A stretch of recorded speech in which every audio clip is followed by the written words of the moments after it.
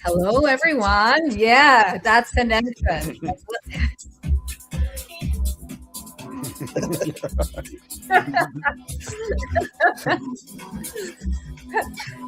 Oh yeah, how's everybody doing? Happy to be here. Nice. Yeah, JP's in the house. Trevor Grassi from Rogala and myself. Welcome everyone to this live transmission.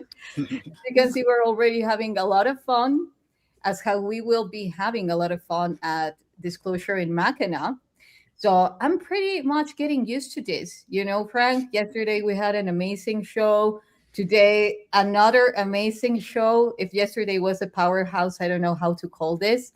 So, I mean, yesterday we had like live, like just recent shapeshifter experience stuff happening, you know, and so heaven knows today. But okay, so let me just give a couple details real quick. Disclosure in Mackinac, not like any other conference, not in a hotel room. This is all JP's fault because he saw the future, you know, and then we were all kind of catch up, right? And literally that's true. But what happened was he kind of saw this impossible thing happening, and then I thought it was impossible, and everybody I asked kept saying yes, and now it's happening. Only in a few weeks, it's going to be in Mackinac. If you're thinking about coming in, which I totally recommend, because these people, this vibration, what you're going to see things that have never been shown before, information and interaction that is going to be unlike any other conference. But we're going to be in northern Michigan. There's 2 airports here. So if you're flying in, we've got our own shuttle. There's a thing where you can mark to get a shuttle from us because there's not a lot of Uber up here. And then we'll take care of you. We're going to have 2 meals a day. This included with your ticket.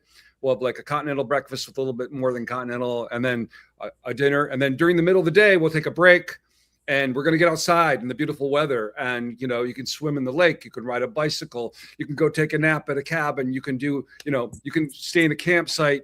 We have 25 kinds of campsites, 25 kinds of cabins. We have house rentals. We have motels. We have, you know, just anything that you want, let us know and we'll make it work. If you're flying in, we'll, you know, like I said, make sure you get to the airport, make sure you get back.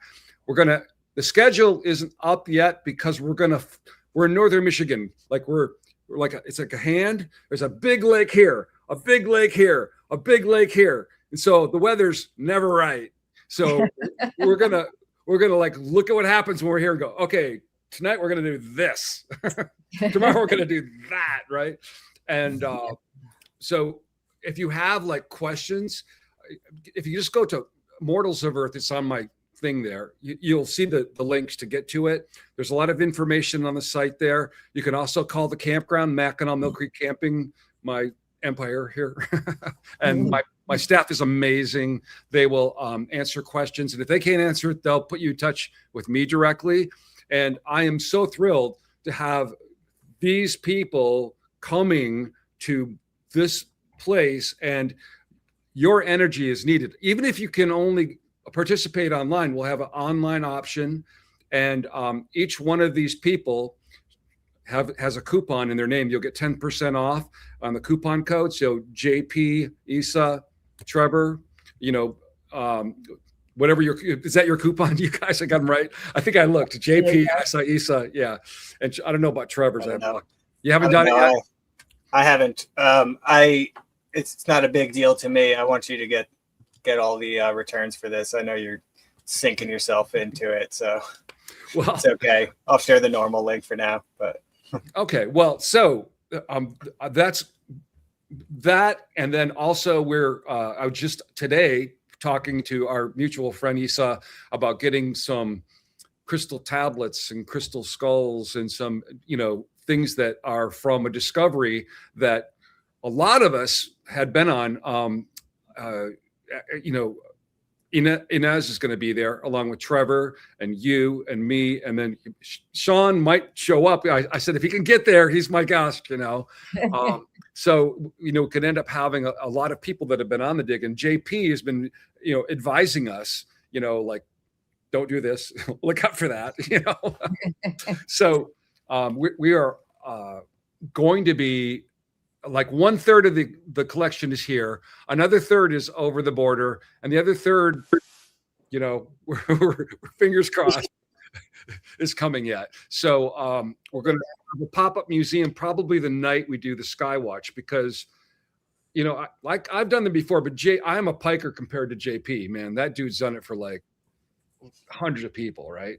And so JP, I was just going to say, I overheard you.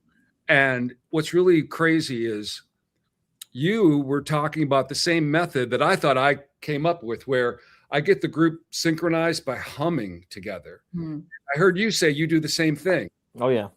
Yeah. I like to get everybody together and have that same frequency of around in between 120 or 130 BPM type of sound to synchronize, to put everybody in the same frequency of love, that frequency of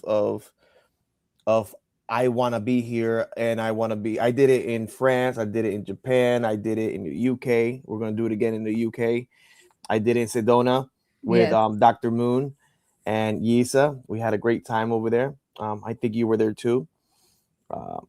So it's gonna be good. It's gonna be an amazing time over there, because I heard over there in Mackinac you don't have as much of light pollution. It's similar to Sedona, to the area that we're going. So that's gonna be good to bring these beautiful ships down, and wherever Emery and I are, and YssaH and everybody here, we're gonna bring these guys down. It's serious. Yeah, serious things going on for sure. So you imagine that big lake this way is 300 miles of water, 300 miles of water. There's no lights there, right? So, and we're right there. So all that darkness around us, Yeah. Now that you were saying about the special place that Mackinac is, it reminded me yesterday what we were talking with Nikki, that for me, it brings to my attention how Franks describes Mackinac as going into a time machine, because everything is like going into that past. Mm-hmm. And then it reminded me of Cuba, because Cuba is the same thing. So then I say, interesting. 1950s, 1940 vibe. Yeah. So I'm tapping that there are very specific technologies under the water, and it's giving, like that effect, because one thing is that you're tapping into, like old things, yet the feeling that you get that you're going back in time, that's different. That's something different. And you and I, JP, have talked about this, how many things are taking place in Cuba. I'm gonna bring my cowboy hat to Mackinac. That'll look great. That'll be good for pictures.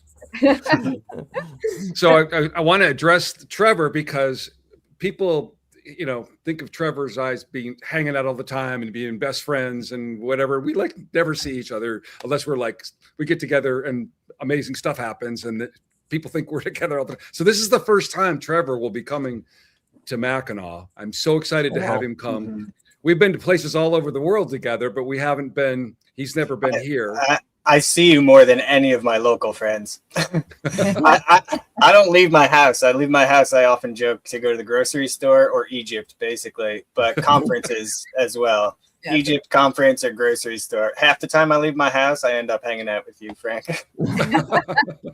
That sounds funny. Well, he's a great roommate. I can tell you that. Which is great.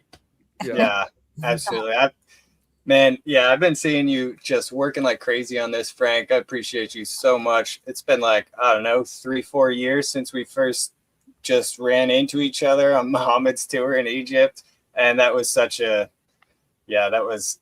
great day. Muhammad calls me up the night before and he's like, Trevor, do you want to jump in with us to go to Tanis and Tel Basta, 2 of the temples in Egypt that I've been wanting to go to forever. And he was like, why don't you jump on the tour tomorrow on me, come meet some friends. That's how I met Frank. And then it was just like, wow. Hopefully, I'm thinking about it. I'm still, I really want to go to Egypt and feel that frequency in Egypt and be part of something huge and big, that would be awesome, man. Yeah. I do have a tour coming up there. I could plug a little bit, but also I was talking with YssaH and Sean and Jean-Charles Moyen and several of the people who are involved, like with Brian and his Full Disclosure Now. Billy Carson invited me too. Oh yeah. Yeah. He does one every year. Yeah. So Trevor's tour, because we did this last year, he goes to a part of Egypt that not a lot of people go to, which is the middle part. Oh. And it's, that's where Akhenaten was from.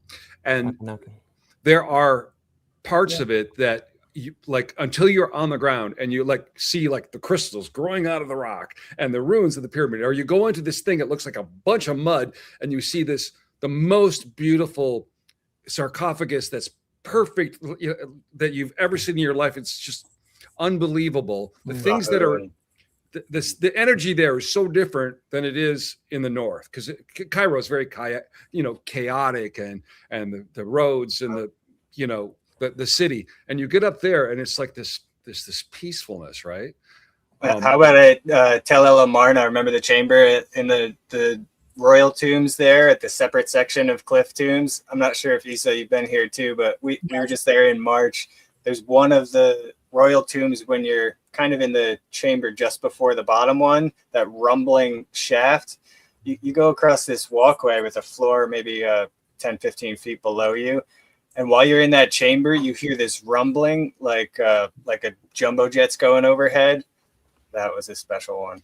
Well, nice. The strange thing about that is that low frequency sound. You like when somebody comes in your neighborhood and they got a big subwoofer, you hear them like blocks away, right? Well, this seems like it's that same frequency because you can feel it in your bones. But the minute you step 2 feet out of that room, it's gone, and you step back in and it's there again. So it's not a normal frequency. Magic. Okay. So it has acoustic technology. Yeah, and one of the things that I have experienced in Tel Amarna at what was going to be Akhenaten's tomb is that there is a huge anomaly there, like huge levels of plasma coming to the surface. Like people took videos of me, and I have like this green and pink plasma around me after just doing a huge activation on the underground tomb. So just a little bit of intro about Akhenaten JP. He was known as the unifier. Well, one of the names, because he went beyond the religious cult, like the priestess had taken over by getting a lot of money from people and, like just trying to put out the gods as something higher than the people. So Akhenaten said, no, this is not how it goes. We are a galactic family, and there is no higher force than you. We are all equal. And also, a lot of the people has interpreted that he was having a cult for the solar disk. But when I saw that, besides my memories, I said, that really makes no sense. Like someone with such high technology, like praising to the sun as God, it makes no sense. So then I started diving into what truly the Aten means, and it's orb. What is orb if it's not plasma? So he was bringing forward a lot of plasma as the fundamental life force of life, and all the technologies that are related to that. So I'm pretty sure that he even chose Amarna, not only because he was very much in contact with the galactics, because he himself was one of the last members of the galactic community in Kemet in ancient Egypt, yet because of the electric current anomaly in the field, like all that amount of plasma, such as in Giza Plateau, that they have captured these plasma orbs. So, well, it's part of his story is the orb that spoke to him, right? Changed everything. And I mean, basically, he was way too far ahead of his time. They had a way to wipe everything out that had to do with him, destroy it all. When you go there, you're seeing remnants of what's left, because it was so dangerous to the way things were set up. But anyway, so just saying, JP, Trevor's tour does a thing that most people don't, and it was fascinating to me because you'll get a taste. You'll get a taste of all the other places. I mean, everything there is crazy, but to go there, it's a whole nother vibe. So, but along with that, I must say, Frank, that I'm also having a trip to Egypt, guys. This is also what JP was talking about. It will be November. I haven't even announced it, like in media. And thankfully, we are like already sold out in spots. Just a few left for whoever decides to come. And we're also going to Tell El Amarna, actually. It's one of the places that we will be going to, and also Mount Anubis. I don't know if you have heard about it, Trevor. Mount Anubis. Oh, it's in Abydos. So there, this has a pyramid that hasn't been officially acknowledged as a pyramid, yet the full structure underground is pretty much virgin because no one goes there.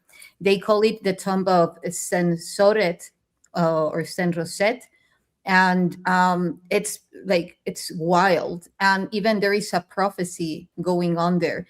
They barely allow anyone to go, not only to the desert in Abydos, yet to that mountain, because they say that there is a Stargate there, and the people around there know. They even talk about that prophecy, the natives, that people will come to activate the Stargate. And they say that they will be coming from the feline race. They call Sekhmet, but there is a prophecy about reactivating a Stargate. So, we will be going there. So if you want to check that place out, Trevor, I'm pretty sure that you will find it pretty interesting. Awesome. Yeah, there's a handful of really important spots that, you'll probably be going to Tel El Amarna, where the tombs are. Tuna Gebel, you're going over there. Tuna Gebel is an actually underground city. It's referred to as an underground city. We go there. Parts of it are open that we can walk through and look. It's endless catacombs. There's over 1,000 tunnels there. It spans over 50 acres underground. Wow. Massive tunnel network. And we believe that actually connects underground. Hundreds of those bird mummies under there too. Yes. Oh yeah. Yes. I still thousands, millions, maybe. Yeah, I mean, these tunnels are packed full. It was a Thoth cult at one point. This is what they call it. In general, completely. It might have been other things beforehand, but basically they just considered a Thoth cult because they had all these hawks and ibis like Thoth and Horus, and Thoth Jehuti. This is the keeper of the wisdom, the bringer of the arts and sciences and writing and all that. So that's actually what the area was known as, if anything, before Akhenaten really put it on the map as his capital. So it's like the stuff in Amarna that you find, it's all either related to Akhenaten directly of the 18th dynasty, who's one of the most amazing, important, intriguing pharaohs of all history in Egypt, or it's to do directly with Thoth Jehuti and the mystery school wisdom. So there's Yeah, I wouldn't take up too much time to get into it, but there are several projects we're working at in Amarna that are really exciting, that are going to be coming out throughout this year. My friend Angela Michael, she's been studying this one pyramid, a couple pyramid structures in the desert, or they're natural structures that she's suggesting could have been pyramids, either that were carved down from hills or added on with casing blocks, or there's a lot of important things underneath them. So we just checked that one out a few months ago. And yeah, there's a couple other sites at Amarna too that I don't know. I hope to get out more information about, but some of them need to remain protected, so I can't really. And sometimes it's better not to talk about it, just to go there. You know, it's like you can kind of arrange it. Yeah. Okay, we're going here. But it's a magical place. And if you go with me or YssaH, I'm sure you have a wonderful time. Yeah, or you can come with both. You know, there you go. Come and stay. So yeah, now Not let me possible. just mention that when you have Trevor Grassi coming to your conference, like he doesn't do a lot of them, right? And and plus, there we go. Plus, I've only presented it one. This will be my second. Yeah, and plus he's like, okay, Trevor's my buddy, right? So he's going to bring us some stuff that's going to be real cool that no one has seen before, right, Trevor? You're going to show us some stuff? Yeah, Trevor's going to show us some stuff. So, I mean, if you already know online, you watch and everybody's echo chambering the same crap back and forth, you know, the same pictures you've seen, the same places. You never see that on Trevor's sites. You know, he's always...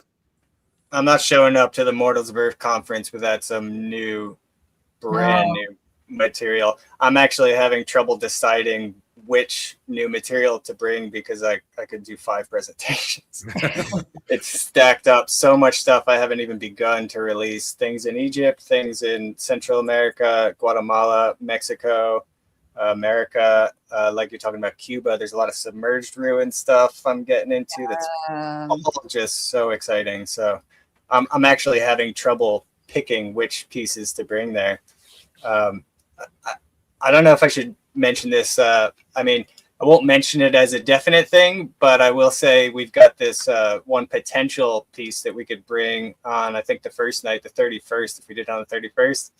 I'll just say we might have our buddy John Charles Moyen and I recorded an interview that's very interesting to do with. By the way, he's here. He's saying hi. Yeah. I'm not putting the comments because then they are blocking JP's face and we don't want that.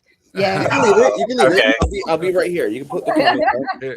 I'll come up so I can watch it right here. Yeah. Hey, John Charles, like all the comments there. John Charles has been like he would love to be here.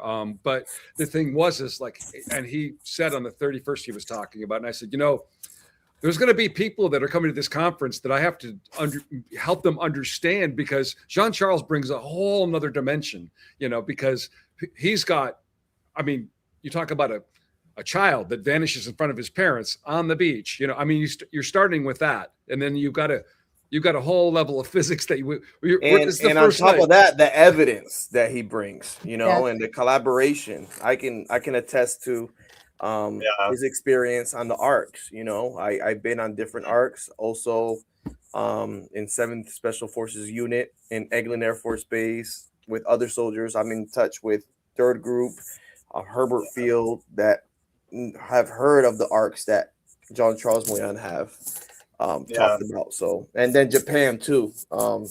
It's a mixture of collaboration with his stories. So, you know, well, his keeps unfolding and getting stranger and more interesting, and you know, temporal elements that are, it really, we talk about how, you know, time is not what we think it is, but I mean, that is he's a living example, and he's got okay, you know, you got a videotape from 20 years ago, you got to play it, it's moldy or the thing breaks or whatever, and he's been able to like dig these things out, get them, recover evidence, things that could have so easily been lost, you know. Thank God his parents were like really dedicated and listened to him and didn't, you know, treat him the way most parents would if they, you know, had a kid telling them the things that he said. So by the way, he's saying that he could be at the conference remotely. Maybe. Yeah, well, that's what I was getting at. Is we talked about maybe bringing him in for a Q&A anyways, because I've got this interview I've been sitting on for so long. And once again, Jean-Charles, I'm so sorry, man. It's been over a year at this point. And we really dropped the interview when we were in Sedona. I grabbed him and said, Jean-Charles, we're gonna record something now. So I sat him down and said, are you sure with your phone? I'm like, yeah, we're gonna record it with my phone. And that's exactly what happened. And we did it we did a YouTube video. I dropped it in my channel. He dropped it in his channel, and it's a success. Yeah, that's what we did at Brian's conference last year. I just sat him down, hotel lobby, terrible audio, whatever. We just went for it. We had Brandon Niblett helping out, filming that one. But this is, I'm sure you've heard of his experience actually as an eyewitness to a UFO under the Sphinx. Yes. And that's something that everyone has talked about, going back at least to 1939, the Emerald Tablets of Thoth. Everyone questions the validity of. We've had lots of talk about, there's ships under Giza, and look, I've seen more evidence than most to say that there are extraterrestrial connections at Giza. Okay. Well, remember what room you're in when you say that, Trevor. Okay. But I know I don't need to convince anyone here, but this is going to be the first time he has mentioned that experience before, but this interview is completely about him seeing the details of this ship, going up to it, touching it, going inside of it. Of that ship that he saw, if it's similar to the one I saw in the Grand Canyon. It's like well, he got into kind of tying it to other sites as well and talking about your experiences to JP and how they correlated. Wow. Yeah, we started talking about the Arks and underwater and things like that. Stasis beings in stasis that are preserved. I was telling, well, I won't spoil it all, but we could just premiere that today I'm going to drop a video of a recollection of update number 14 I did with Dr. Michael Sala, January, I think, 14 of 2023. I talked with Dr. Michael Sala about my experience I had with the soldiers over here visiting the Ant Kingdom and visiting the Ant King. So I'm going to drop that video today. Called Visiting the Ant King. So I did what I do. I do use AI, but I do it like 50 times to get the exact or good reaction that I want to visualize to see how similar it was. So each AI video takes me like 2 hours to try to get it just as right. And I know everybody has tried to do that here using AI. I just wish it could be easier, but I tried like 50 times to try to get the exact. And I can show you one video here, just to show you what I'm working on and what I'm going to drop today. So while you're looking for, let me just mention. So you got a guy here, JP, who's like talked like telepathically to the Ant King in the presence of ant people underground, showing us. Here we go. Yeah, that's how I have seen them when they have contacted me. Wow, they're beefier than I thought. Exactly. Wow. Exactly the same. Wow, exactly the same. Yeah. And perhaps the clothes were different, but the face is exactly the same, and they were a little bit taller. I mean, I am shorter, so perhaps that's why. You know, without the antennas, it looks like one of the figures that just came out of the ground in Tula that's coming to the conference. There's three figures, the face on it. Okay, now that I'm seeing, because this is the first time that JP is. This is the first time I'm showing this. And when I first entered to the Ant Kingdom, we had a line of them. And I'm 6 foot, right?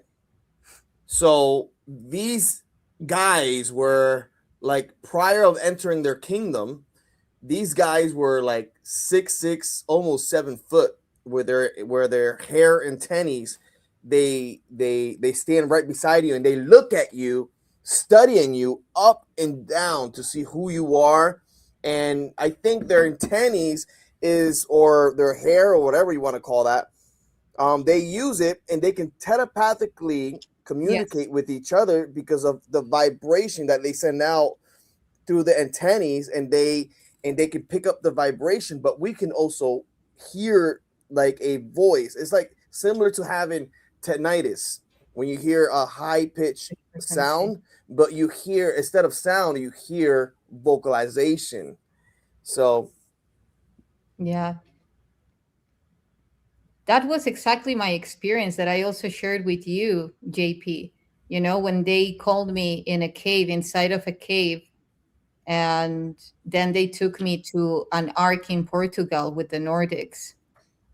So I'm noticing that they line up almost like military does, you know, like they're like it's a kingdom vibe. The way they got different ranks. Um, they study you on what you're wearing, and they're really muscular, and they're it's like a muscular, but it's a hard muscular. like It's the like not the, like the us. exoskeleton, like they're It's like not like armor. us. It's like they naturally create like a natural shell, like if there were a beetle or a natural shell, and I assume that it breaks off when they keep growing, like it sheds off, like in shells, similar to what happens to turtles or other species. And their head, when you look at their head, right? Their eyes look like a shell as well. Their eyes look like a Yes. shell as well. So Yeah. I think there's technology involved with their facial features. It could be like a biological thing that they wear to protect themselves.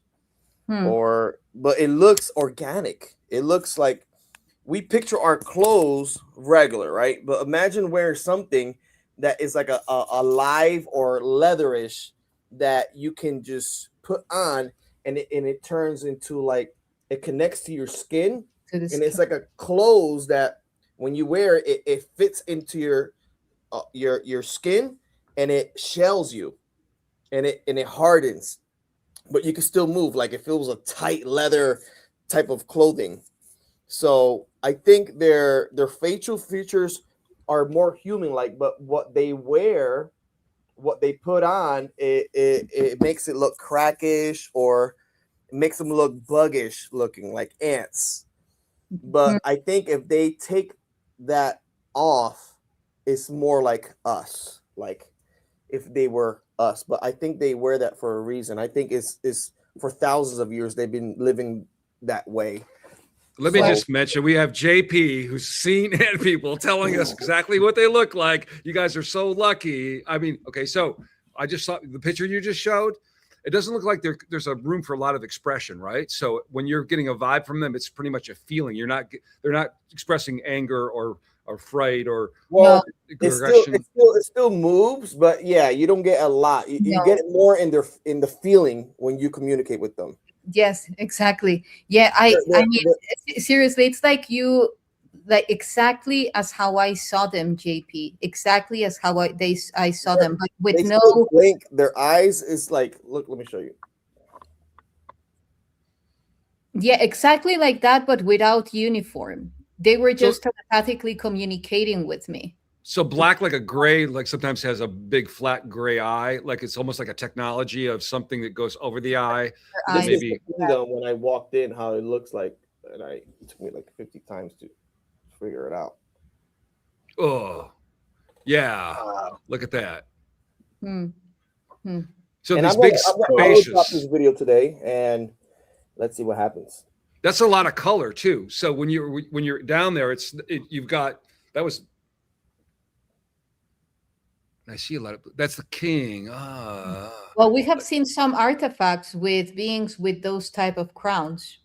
I actually pulled out of the ground a cone head being with like made of black stone with a crown of that type. You know, so you wonder if that crown is a technology.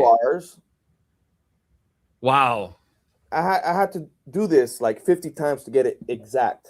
Like their hands have like freckles on it, and you can see like it's so cool how they and it has similar end features, like if they were humanoids, like if they, you know. Well, you know that there are the prophecies, the Hopi prophecies of the ant people in Sedona. Now that I was there, I mentioned this yesterday.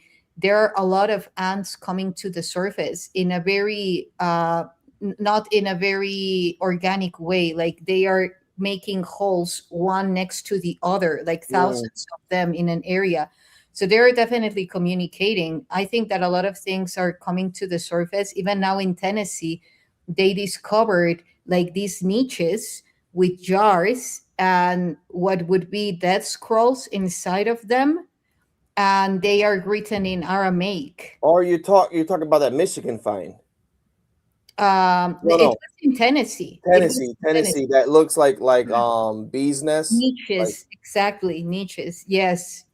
This reminds me of the skull that you guys found, the head shape. Are you still in communication with them, JP? Or do they communicate to you through visions? I know through where my forest behind my house, there's entrances of different like sponge-like cave systems that look like sponge. It's similar to Ponce de Leon, and I have communicated with Nordics, but I haven't communicated with the ant beings since I think the end of 2024, and I haven't done that update because it wasn't relevant. But I think the last part of 2024, I communicated with the ant people. Yeah, I'm going to be interested because the three of you are all from areas like where I'm sitting right now. 12,000 years ago, I would have been under 2 miles of ice, right? So everything here was kind of crushed and smashed, but there's still a lot of really interesting, odd things that shouldn't be here because of 12,000 years ago, things that exist like stone circles and artwork of mastodon that shouldn't have been here because they should have been killed by the time that had happened. And then Drago Reed was asking me, because the one place I want to do the Skywatch used to be a military base for World War II, and he was talking about, is there underground stuff there? And I'm thinking, I didn't think about it, right?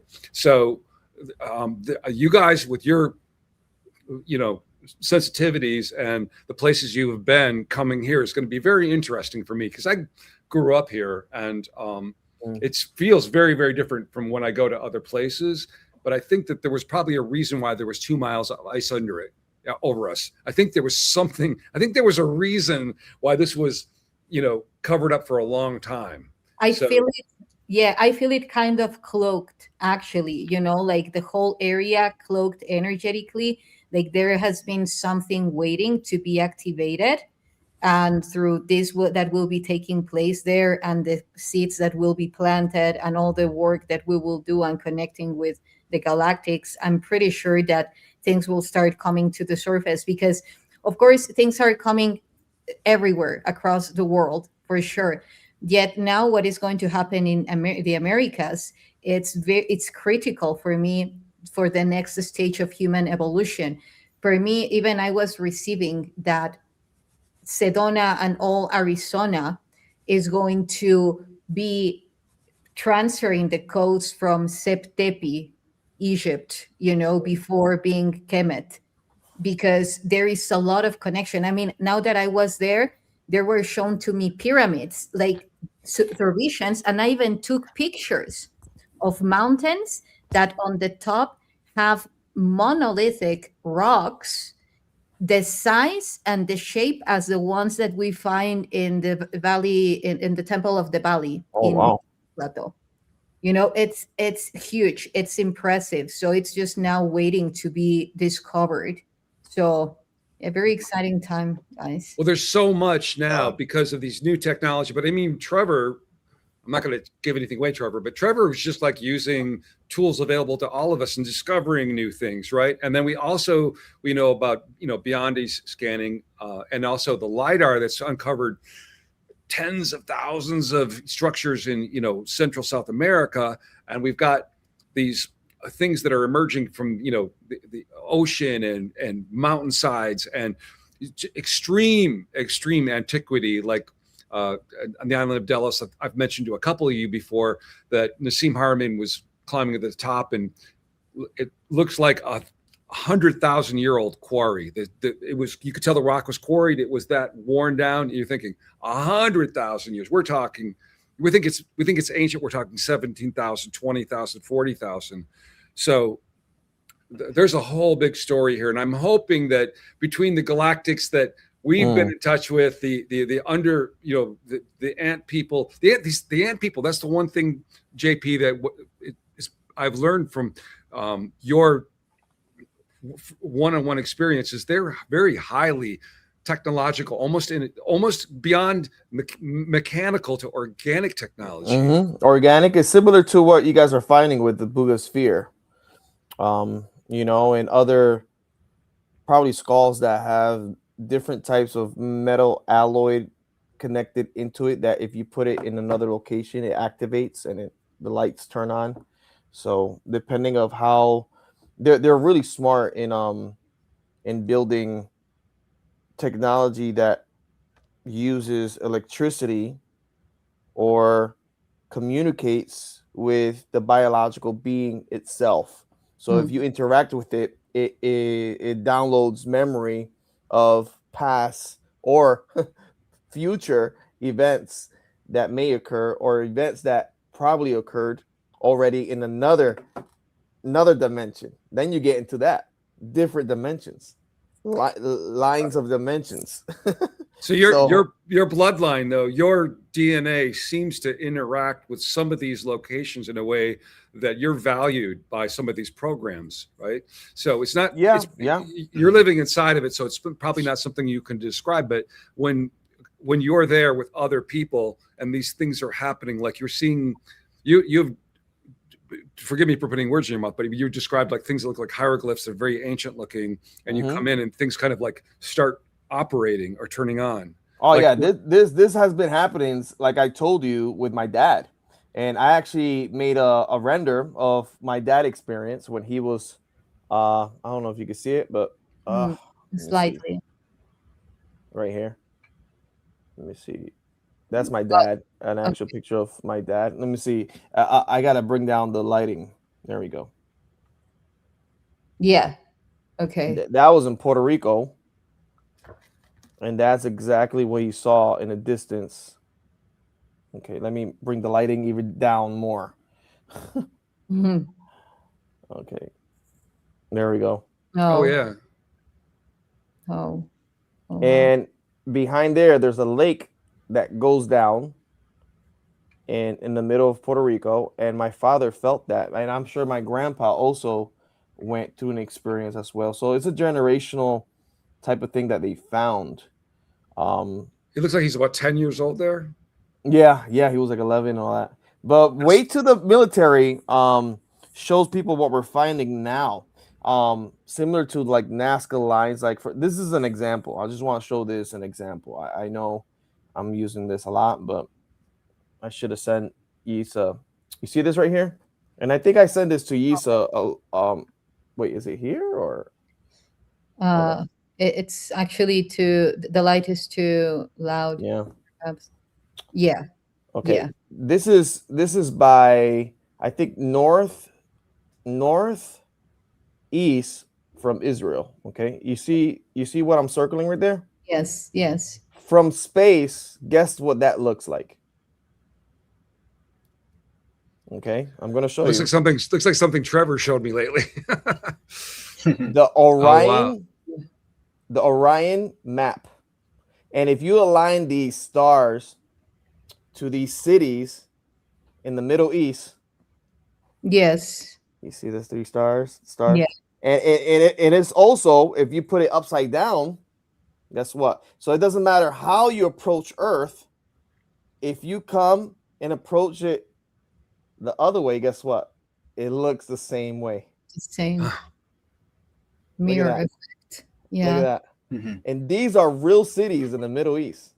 It's interesting because Gary David, one of the authors, researchers, he had found some natural, what were believed to be natural structures out in the like Midwest and around like the same Sedona, Four Corners area, which is, I mean, it's obvious why a lot of this stuff is centered in that area between the Hopi and Zuni and the different people who have been concentrated in that area, the actual vortex of Sedona and the energy that's there. I think some of this technology you're talking about could actually be related to the location. Like you have to use, like you're talking about time, I don't know, quantum factors or elements in this tech. Maybe that is something that's designed to be used on the intersection of these ley line points. And when you look at the ley line grid in the US, you really only have two of the major nodes, one of which is out in that area near Sedona, near Area 51, and near one of my favorite interviews I've seen from you, JP, was about the Grand Canyon. When you talked to Michael Sala about the Grand Canyon, I would love to have a chat with you about this too, and maybe of course. because that would take Karen, the whole hour up. Karen Hill, she found a location and opening of that location. So I know you guys know Karen, right? Karen Hill. No. She's a good friend, good friends of mine. She was with me last time over there. Do you remember? She was always with me in the table. Yes, I know her. Yeah, I know her. Yes. So something that I put out not too long ago in the maps, I put this location right here that is right by, it's called, and I know you Trevor is probably familiar with this place. It's called, man, I need glasses. I forgot my glasses. White Sands. Okay, the White Sands. Have you heard about the White Sands? Yes. No. That was a location that looks similar to Oleski Sands. Okay. Hold on. Yeah, the freaking light pollution.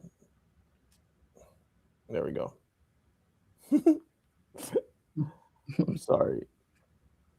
Okay, this is White Sands. Oh, stop zooming. Hold on. Okay, that's White Sands. Okay. That's White Sands. And right there, we do have a type of arc that's under the White Sands. Okay. Now that's like a nuclear test facility too, right? Is that correct? Yeah. Okay. Yeah, nuclear site. But guess what? Look at this. This is Ukraine Oleski Sands. Yeah, this place in Ukraine makes no sense that there's a desert there. You look all the way around it, and the fact that that's a desert in that spot, climatically, it makes no sense. There's also an arc there, and then you go to there's a big black pyramid in Ukraine people talk about. Supposedly a lot of people have gotten close to it and actually encountered some very strange beings and been told to leave. I've heard before. Oh yeah, I'm not sure if that's the same spot. Is that what you're talking about? Did you say Ukraine? Someone just said. Yeah, it's Oleski Sands. Yeah. Right. And then Brazil, there's another location that looks the same. You got another location in South Africa or by the Congo, north of the Congo, that looks the same. And they're all like you measure, and it's similar. They're all similar sizes of the arcs.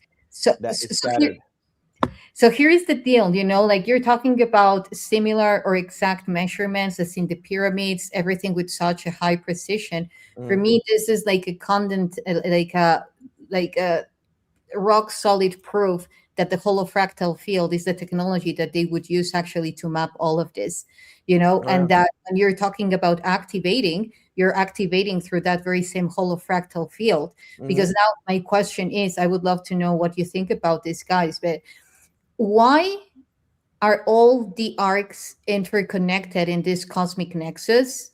Why are all these technologies mirroring our biology? Why precisely in those places? And you and I have talked about that, JP.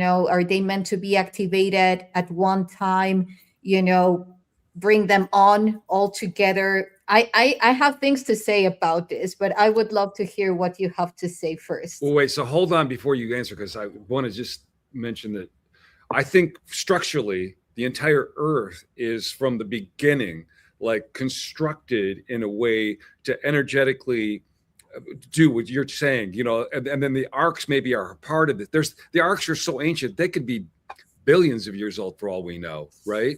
So anyway, yeah, there you go. So like I didn't meet. So anyway, JP, go ahead. I just wanted to say that, like all I'm saying, we're a species of amnesia. We forget who we are. and these technologies bring us back alive, bring us back online, let's say online, and connect it to everybody with each other and other dimensions. So we're just a species of amnesia. We forget who we are sometimes, and we go back to living in caves, and then we start all over again. But I don't think that will happen again. With I would say, I think process. When you're on these energy points on the grid, the nodes are kind of like, it's almost like a USB plug. This is where you can plug into the mind and memory that's within the earth itself. It's where you can tap into the memory, the Akasha, basically. And I think this is why you see all these connections. For instance, in Greece, you have what's called the Omphalos stones, which means the navel. They're all called navels all over the world, which means this point from which the energy is brought in. So it is a biological, absolutely, like one of you just said, that it's like the earth is mimicking the biological function of a human being. It's the same exact thing as our nervous system. It has a heartbeat, It's got breath, heartbeat, all these different climates. The lava is the blood. Yeah. It's got all the signs of an organic being, I would say. Yeah. It has these specific points where you can tap into the collective. This is why I think the Oracle at Delphi and things like this, a lot of times you'll have people who are dealing with things that projecting into the future or past, or, Bermuda Triangle, for example, and the 12 other like it. There are places where you get these time slips and different things, and where it's kind of a thinner barrier between you and this quantum realm, or to other dimensions, if you'd call it that. Well, that's the thing. We want to be blood cells for planet Earth. We don't want to be fleas. Yeah. If you think of it in that way. Yeah, or a virus, as a lot of people has defined themselves, human being viruses to the earth. Yeah.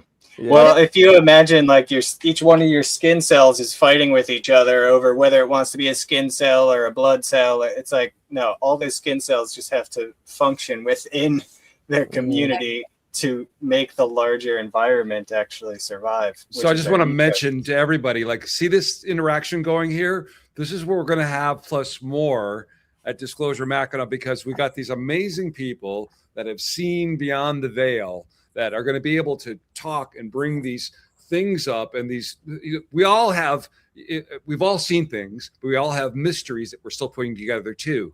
And so when we come together, along with the energy of the people coming together, it's going to elevate, it's going to evolve, and we're going to make connections. So I know we're going to lose JP in about 8 minutes. So we want to get our money's worth out of him here. Okay. So okay, we got a guy here who's like been, off the planet, who's seen other places and been, on other technologies and other ships. And our government is starting to tell us. They got Dr. Phil now explaining things, so everybody can kind of catch on, right? And and this thing that was just done, this executive order about the NDAs. The NDAs, yeah. So I know you've been, because it was talked about for a while before it happened. Whistleblower protections you talk about? Yeah. So is there, like, I know that you still have to be careful about what you talk about, even with that, because there's things that are security problems. And but beyond that, was just seeing that there was have you seen this thing about Nixon left a time capsule someplace and nobody quite knows where it is, or if it's been taken because he wanted to hide this, this the dark journalist was talking about? Yeah, the dark journalist was talking about it. Yeah. So we've got, like, JP is experiencing like ghosts, like there's Russian guys, there's Chinese guys. It's like there's already kind of a global Earth kind of based united force, kind of, right? Yeah. We I think we're humans, and yes, we have. There's always going to be, oh, I'm better than you. No, I'm better than you. No, I could talk better than you. No, I can. No, there's always going to be that. We're humans, it's. But I think it's going to come a point that we're gonna have to stick around together and work together as much as we can to bring disclosure and to bring these technologies to light and to show these archaeological finds that we're finding, to show the real truth of humanity, the real truth of spirituality, the real truth of dimensions, the real truth of what's really watching us in our surroundings. Who are these shadow beings? Who are these other beings that communicate with us and they just disappear in thin air and have their ships disappear in thin air? Who are these Arks? Who build these Arks and these ancient places that we all visit in a daily basis? So a lot of questions is going to be revealed. I think the Vatican is going to be involved to try to involve more people. And like you said, we got other celebrities that are coming out now saying the things that we have been saying for years, just to level the playing field out and to have people be comfortable around. And look at that. Just I'm going to show you this last thing. Anna Luna telling Congress to read the Book of Enoch. Amazing times. Amazing. But look what the White House just dropped. Where is it? Hold on. Let me see. You got to kind of love it. There's no explanation. All of a sudden they post something, you know? Okay, right there. Okay, yeah. Make it big. Hold on. Put me in the front screen. Okay, ready? Yeah. Oh, Futurama. Oh, here we go. Rick and Morty. Yeah. Is it Rick and Morty? Oh, okay. Yes. The White House just posted this. Really? Wow.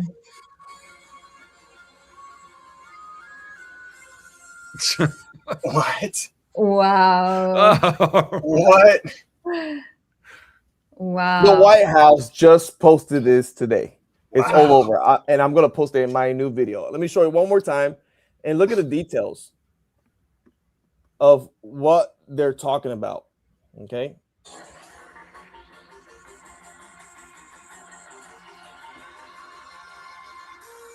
Yeah.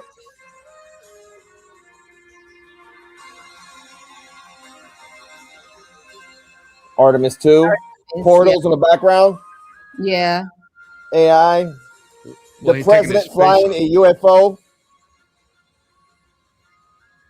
I think the new Air Force One is really a UFO too. I think that played. Yeah. Well, the guy in the Capitol taking his face off, you know. And Yeah. AI. Exactly. Wow. It could be like we're ready. I think humanity is ready. I think we're gonna work together. I think we're gonna have a Star Trek future. I believe positive things is gonna happen, and I believe the black hats will lose, and we're gonna prevail, and we're gonna be happy in this universe. That's what we need to project. That's what we're projecting. That's what we're finding in the past, and we want no more destructions. You know, they are finding things in Iran, Afghanistan, in the caves of Iran, where they have the biggest river caverns in Iran. They're finding these reptilian type of people that are protecting this technology. That it deals with portal, and it deals with it gets really out there with the things that they're finding, but it is what it is. Let's just. It's okay. Reptilians and insectoids are real now. I saw it on Fox News, so it is real now. Yeah. So, And I know it's real. Yeah. Well, we can now. It's okay. I was just going to say, so we all have a job here because we've all seen our glimpses of things, and there's going to be a lot of people that are going to be really surprised, are going to be kind of upset. Maybe some of them will be scared, and it's up to people like us to kind of hold their hand through it, because you know you guys are all on my timeline. This is a good timeline, so you're doing something right, okay? And so we're gonna work together, and we're gonna help them along, and we're gonna take back our realm, right? Yeah. There we go. There we are. Yeah. Oh, is it? That is the pine cone. That is the pine cone. Okay, listen, for anybody who doesn't know, this was given to JP by a Nordic being from a craft. He just kind of smiled at you. He did or whatever Nordic does. And the little one by YssaH. Yeah, there is one. So when he yes, he's in there with it. No.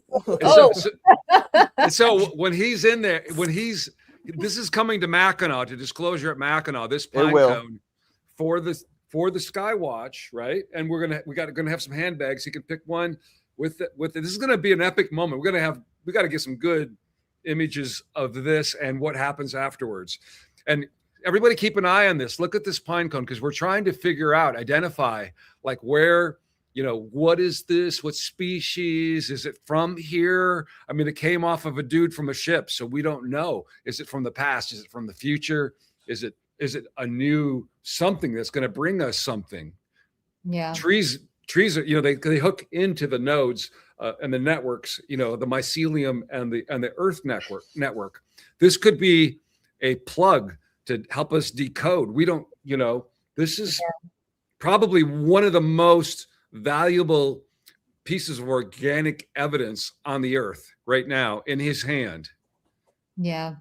And it's coming to Mackinac. He's gonna give us that big, but it has a lot of seeds in there, and we're checking the land over there in Mackinac to see if we can break 2 or 3 and just plant them over there. Because I talked to a botanist, they researched it, they had it for a couple days, and she said it's related to the sequoia. It's related to sequoia, and there's no sequoia. The only ones that we have here are these, where I live. Yes. And look at the difference. Absolutely. Yeah. These are the only species that live right near my house. There's no sequoia or nothing in Florida like this. It kind of reminds me of a couple of years ago, there was a story. I don't remember really everything about it, but there were some seeds that were supposedly fell into the wrong hands, went to Europe somewhere, but they were gifted. Maybe, do you remember this story? I think it was of some kind of bioluminescent plant, perhaps. Wow. I think JP might have been involved in this, if I remember it right. There was something that was changing hands that went to the wrong people. Yeah, I think you were. Like, it sounded like some Rothschilds took it or something. Yeah, it was us. Yeah. They gave us a seed, and they brought it to King Charles, or whoever was in charge at that time. He was sick at the time, and he got healed, and they brought back the seed to the same location. And that seed originated from the United States, off the shore of the United States of America, from the ocean. You reminded me, JP, because that there is this lady YssaH that in some ancient texts they connect her, with the time of Yahweh and so forth. But I'm talking about this Sumerian texts. And they call her the Lady of the Trees. And we know how all these ancient textbooks always say planting the seeds. So I'm pretty sure that what will emerge from those seeds will be huge. Right now I'm already, getting all these codes that is very much connected to not only you, yet to some of the seeds of your lineage from this very high dimensional standing point of view, like your gift to the earth, and this is why it was handed into you, so.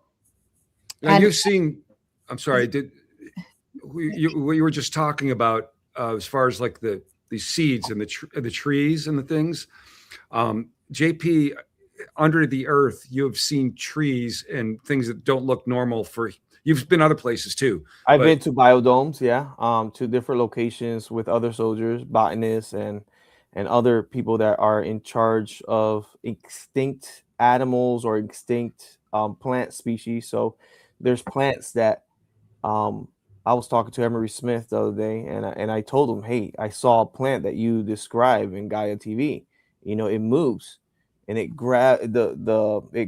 can grab its victim, similar to the Venus flytrap, but their vines move. It can grab a victim, and it can drag them in and close them up. He says, yeah, we have them in the biodomes. What about the trees in Socotra? We were talking about this the other time. I don't know if you guys, Frank and Trevor, have seen the island of Socotra or the archipelago of Socotra. They have these trees that they look like just taken from outer space. Oh yeah, and then you got Madagascar too.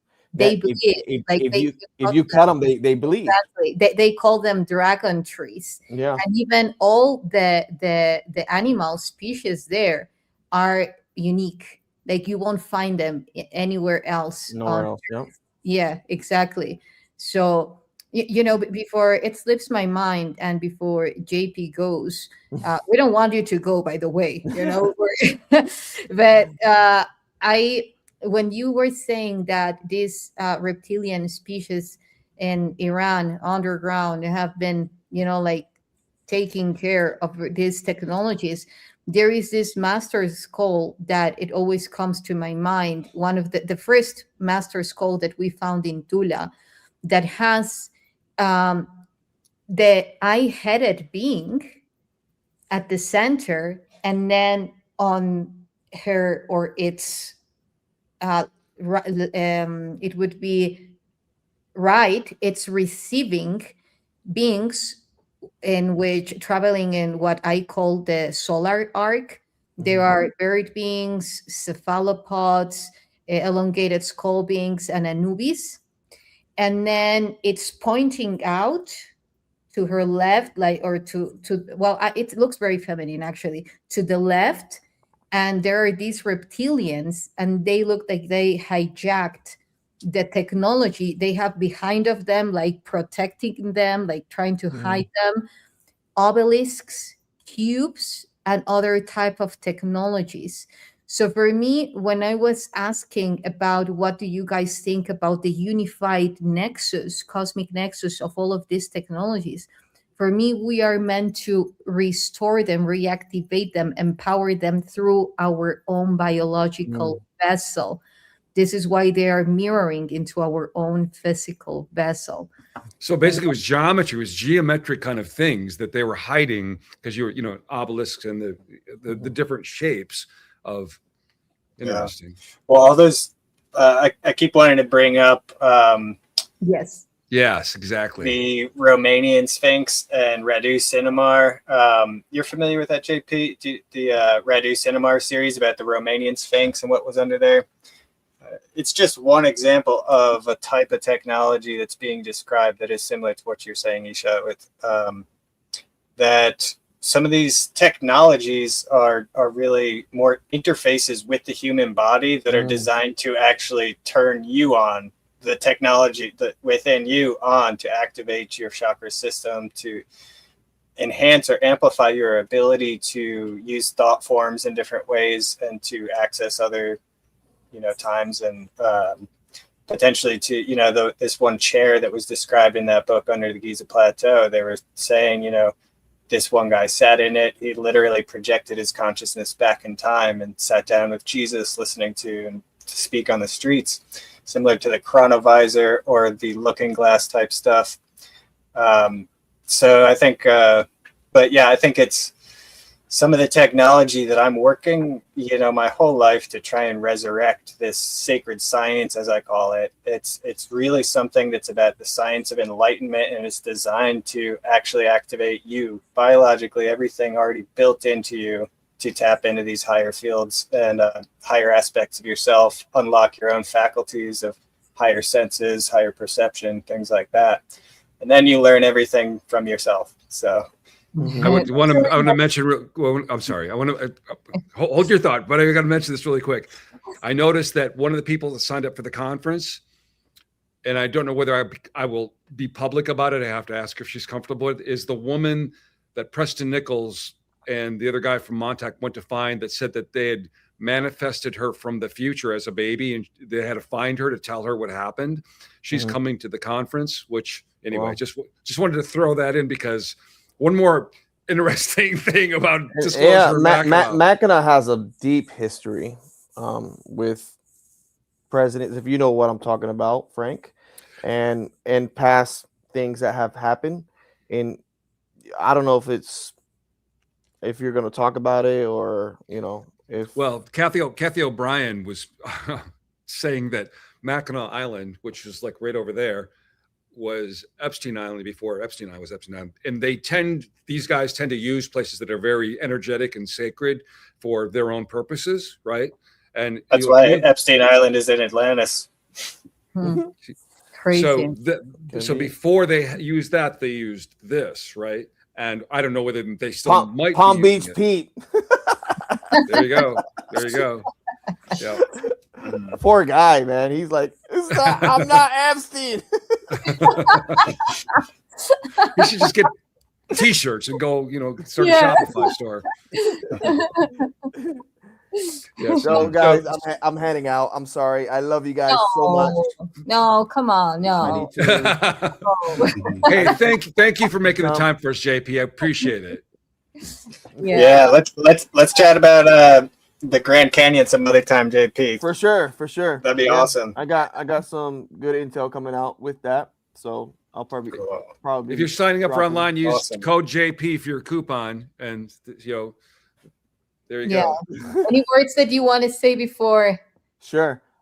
Keep that love frequency always in high alert.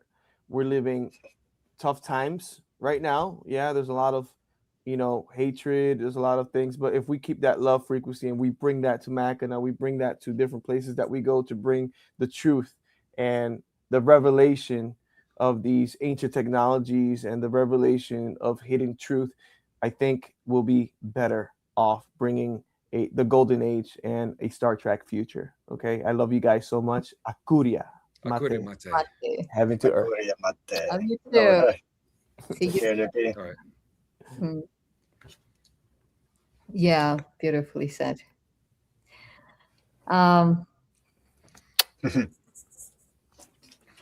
See you soon. Talk to you soon. Yeah. So, okay. So now we got Trevor. We're gonna grill him. Okay. Yeah. Prepared. Are you prepared, Trevor? Yeah. Or have you listened? Prepared to be grilled. Yeah. Yep. Marinated, all ready to go. I've got the barbecue, the Egyptian barbecue. So. Well, so let me just say, so Trevor, you think of Trevor and you think of Egypt, but Trevor is got working on a lot of different things, right? I mean, I personally crawled through a jungle with him, and he's got, working with. Well, we don't want to overwhelm anybody here, but let's just say there is much to be uncovered all around the globe.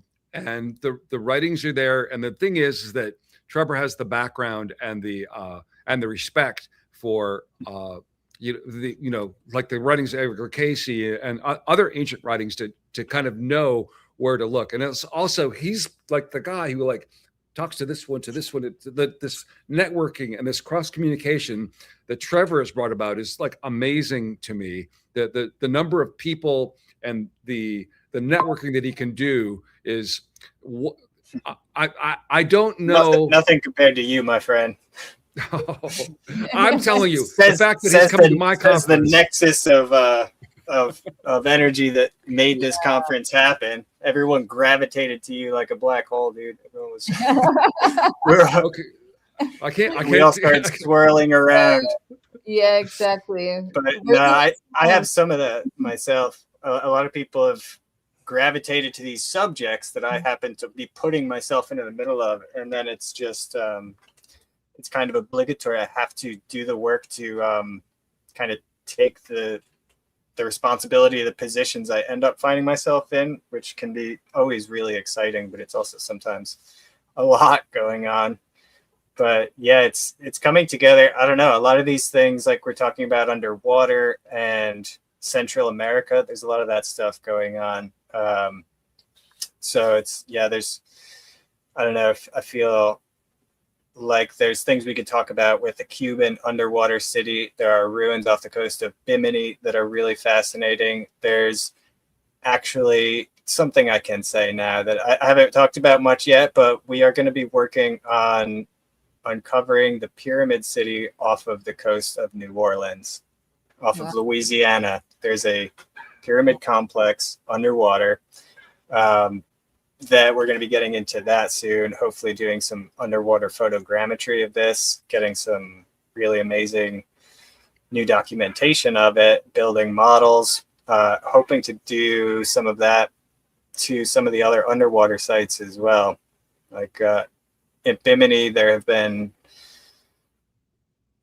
I don't know, these are kind of big subjects to open up here. I'm not saying we got to get into any of these specifically, but just to round out some of this stuff that's in the Americas and off the coast here. Just take notes, everybody, because when you see him around the campfire in Mackinac, you can ask him about these. Exactly. Yeah, or I don't know, the public can vote on what you want me to cover at the conference, because there's many directions it could go. The Piedras Negras material is a major one for me. Piedras Negras is a site that Frank and I went to earlier, just before going to Mexico and doing this work in Tula with YssaH and Sean. Piedras Negras is a site this is, again, like Giza, it's just years and years coming. I've known this was going to be a big one. And now that we've got our friend Marco Vigato involved in this, he's just absolutely brilliant. His film about our recent expedition there is going to be coming out any day now. And mine is also very close. I think I'm going to do a series on this one, because we've got just a full documentary on, there's so much to do with the actual confirmations I've found in the Mayan hieroglyphs that are at this site. And between them and the information from Edgar Casey, who is the reason why we're working there as well, he basically told us that there were 3 halls of records that had identical contents, including the one under the Sphinx at Giza, and Piedras Negras is one of those 3. So Edgar Casey pretty directly told us that at Piedras Negras, we can find the exact same Atlantean records brought there about 12,000 years ago or more that are also underneath the Sphinx. But in Guatemala, we don't have to deal with Ayahuasca. Well, so that's a big bonus. And I think I know where they are. Trevor wants to look in a big hole, but I think I know where they are without going in the big hole. But maybe we have to go in the big hole to get to where I think they are. am going in the big hole. This is what's been described as the largest cenote in the entire Maya kingdom by some. Might be an exaggeration. Most agreed it's probably at least the largest cenote in Guatemala. But man, when we looked over the edge of this thing, it's like Jurassic Park, The Lost World. It's a dry cenote, and the floor of it is hundreds of meters down below, even at the shallowest edge of the top cliff. Trevor, with like trees growing, you know. I'm sorry. Yeah, no, it's okay. It's okay, Frank. I remember, I don't know which one of you guys said when I showed you the map that I drew, you know, by through remote viewing about what I was picking up from the Hall of Records, that you had seen something there inside, right? Because I saw like 3 entrances, different entrances, and then now that you say this cenote, I even drew, you know, like you have to go deep, or up, depending how you see it, you know, from where you're entering from. Yeah. So, yeah. Well, from these, you know, earliest altars and stelas that are there in the Mayan hieroglyphs, you have these incredibly ancient dates, like on what's called altar 1, this stone, the oldest of which there's a date inscribed in Mayan hieroglyphs, no less, of 7,076 BC is what it is. 7,000 BC. And of course, the Mayas were all AD. They weren't BC at all. It was a much, much later thing. So how do you have this date, 9,000 years in the past inscribed there? And it's listing an event that occurred at that time. So this is some linear memory that must have been sustained through some type of writing system. And this also raises the question of this another amazing mystery from Mexico, actually, the Cascajal tablet, which is actually the first tablet that's proven that the Olmec had a writing system, and opens up this whole other avenue of that we basically know there's this cache of about 20,000 tablets at La Venta, the Olmec capital, that are underground. We basically know exactly where they are. And Marco and I, at least, are pretty convinced that this could be the most ancient library of texts in the Western Hemisphere, because no one even believed a writing system existed. But, these things... Yeah, 20,000. So I'm thinking we need like a Trevor Grassi sizzle reel for the conference, because we need like a bit of this, a bit of this, a bit of this. And if you don't do it, I will, because I've got it, too. I mean, I don't have everything. Yeah, I don't have everything. But I got, I'm trying to think, do I want to finish the Coral Castle film? I've got the Mexican expedition, I think, is going to just have to be a teaser. We have to cover a lot of that. Yeah. I mean, we're going to show the amazing stuff, right? But then I don't think the story's finished yet. No, we are to continue that. We are to continue that, because we're just touching the surface. So we later on have to talk about that, guys, because this will definitely just be like, a sneak peek. But Ines is coming to Machina, as you said, Frank, and for the people that don't know much about Ines, as Frank was saying, she's an amazing physicist. She was working with Nassim Haramein, and now she has a school, Serendipia, that she just opened, but it's online, and she's bringing forward all these amazing modalities to study quantum physics, yet from the unified field, not the standard model. So she was a witness of that dig, so we will have. So it's always good to have a scientist there with you, along with us. And also what I really like is we got YssaH, who's like, I call her an intuitive physicist, right? Because it's not like, YssaH's got like, a credentialed physicist, and the two of them it's like this, so you get a feeling for how this knowledge structure of the universe ties together, because like Emery says, YssaH will talk about things that haven't even been invented yet, and just like says it right out, right? And I'm always telling people, like, don't be afraid if we say the word physics or quantum. It's not like we're going to give you a math quiz, okay? We're going to like teach you how it's kind of integrated into how everything works together, because things are going to get more and more fluid and more strange. And the more you understand about it, the more you're going to feel at peace with it and be able to actually understand it's actually for our benefit. We've been repressed. We've been held back. We haven't been allowed to know how powerful we really are. And part of that power is making the world as beautiful a place as we are as people. People are amazing. People are beautiful. And us taking back our agency on this planet from, JP said a little bit about it too. It's like, there's some shit going on that we don't see that goes behind the scenes. And those guys can only use us and feed off us and be parasitic when we aren't aware of it. And they've had it. That's just enough. Time's up. Okay. So part of it, recovering this where we came from, our ancient knowledge, our origins, and a big part of my book was researching what is out there. Like, I have a lot of anecdotal evidence that we're not natural, that we were created, that we were spliced together. And one thing I was going to, at some point I will talk to JP, maybe at the conference. The ant people, they have taken an interest in humans, and he has a real communication with them and a sense for their benevolence towards us. And I wonder, like, I have heard numbers, and I don't know what they're based on, of how many blends we are of genetically of other races. And I think that, that's part of us, is, the ant people and we've got reptile, right? And and then we've got these canids, these feline beings, these other ones. And I think that this all ties into us. And I think that they all feel like they own us, and they don't get along, right? Like, this is my sense. This is like how it works, is what I'm thinking.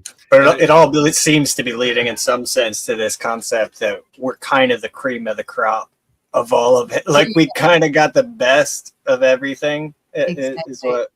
Yeah, which is kind of, and we've been kind of blinded to that understanding, but also I think it's also probably for our own protection and probably for their protection, because psionically, and I was talking to JP about this, I think when we did the thing previously, that there are reptilian races that from the time they're hatched or born or however they're trained on their psionics, right?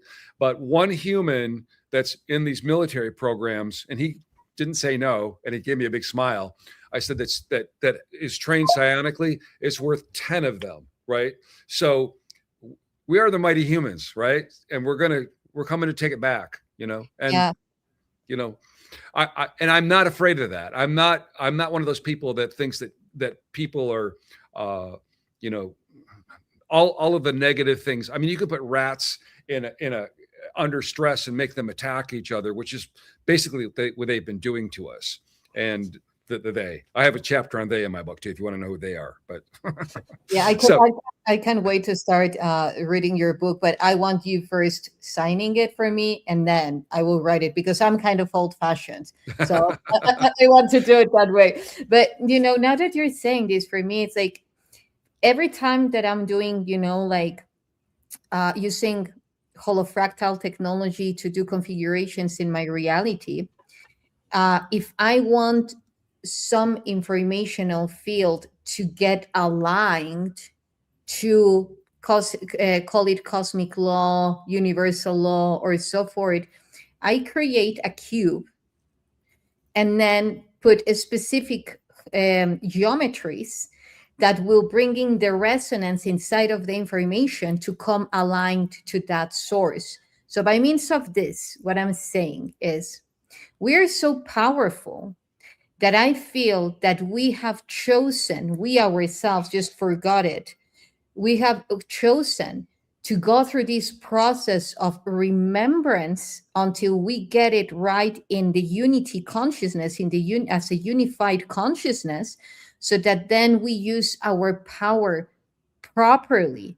It's not because we are bad. It's not because we are so amazing that we know that it's important for us to deliver in a proper way with this amount of power, So, and for me, this is critical. If we assume that we ourselves chose this, then hey, this is my power. I chose this.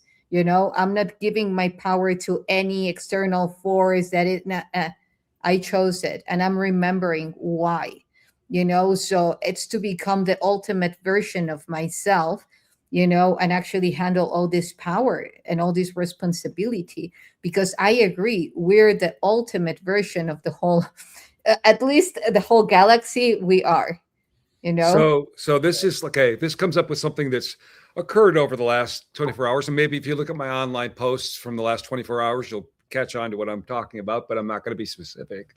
But in this reality, when we have friction, we have conflict, we have forces against us, we need to thank them, because they're here to teach us something, and we need to use love.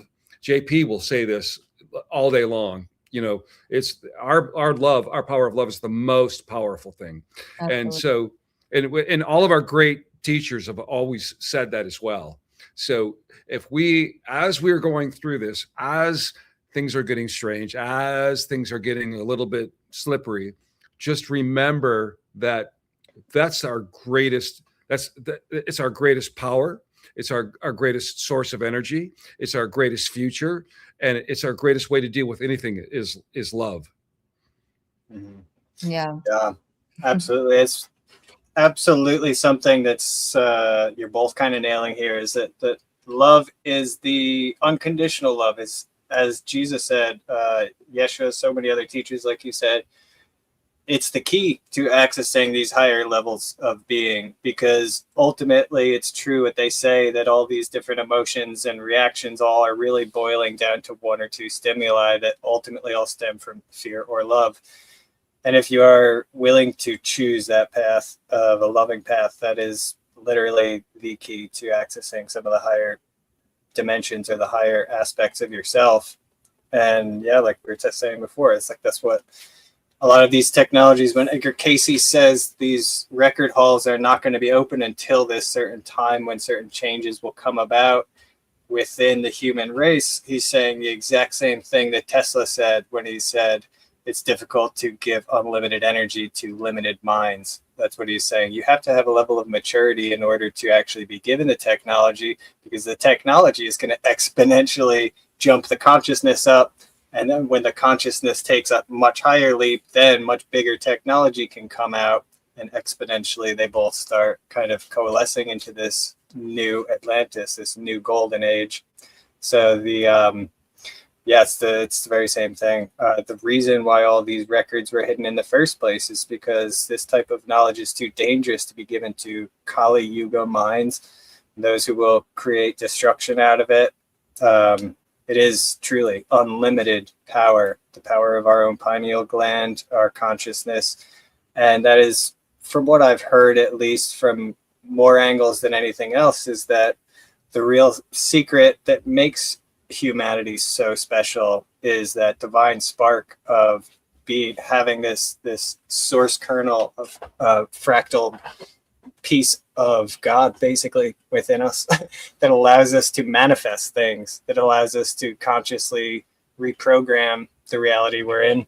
And that's something that, supposedly a lot of these other beings that we're going to be meeting in the coming years don't necessarily have, especially these reptilian type or very ones that are stuck in other types of existence. Hive minds, yeah. I was going to ask JP about this because I've heard that there's been agreements going on, like trade agreements going on, because we've had an establishment, whether people understand it or not, we're all throughout the galaxy and other places, and that there are actively trade agreements going on. I'm not sure how that works financially. I'm not sure what's valued. I've heard that they value humans because we have ingenuity and we're very creative and we can solve problems. Maybe we're not doing it we're not growing organic ships that are blending with our consciousness yet, but that's just because we haven't been read in, right? We've kind of kept off, because you start manifesting things in 5D, you better control your temper, you better watch what have some discipline on what you're thinking of. So there is a bit of an evolution between here and there, Yeah. If we talk about free energy, like we are all, 0 point energy. Yeah. Bring it here now. Yet if we are, and we experience, actually, if we experience what we are, how can we manifest collectively free energy if the energy within is pretty imprisoned mentally, emotionally, and even more, if we don't know how to tap into that infinite field of energy from within, if we don't fall in love with our vessel, if we don't fall in love with this aspect of ourselves that actually is unlimited, so for me, that is where it begins, us acknowledging and owning our own energy, becoming free energy ourselves, and then it will be manifested without, like Trevor was saying about all these technologies activating us.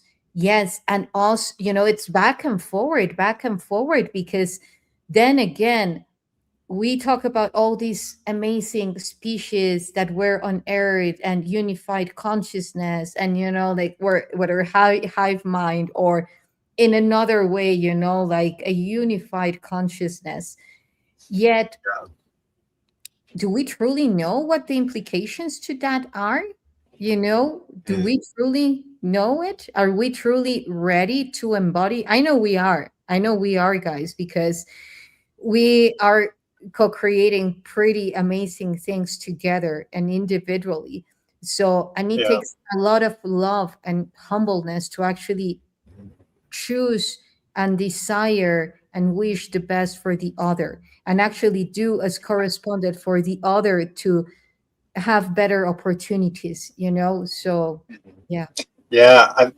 On that subject, I've kind of had it's interesting. I've had multiple people actually come to me and tell me they've received messages they were supposed to give me about things that I'm going to find in Egypt and stuff like that. And some of them have specifically said that, like, we're going to find a free energy technology down there. And that's a big subject. It's a big controversial idea. It's free energy even possible? Well, essentially the universe itself is an over unity device. It exists. It's not nothing. And so that alone is, but not to get all philosophical, the idea is, like, I want to say that this ancient technology, it solves the energy thing, whether it's actually 0 point energy or it's endless renewable forms of energy that are ever present. One way or another, you don't have to worry about the AC or the lights. We can get all that taken care of.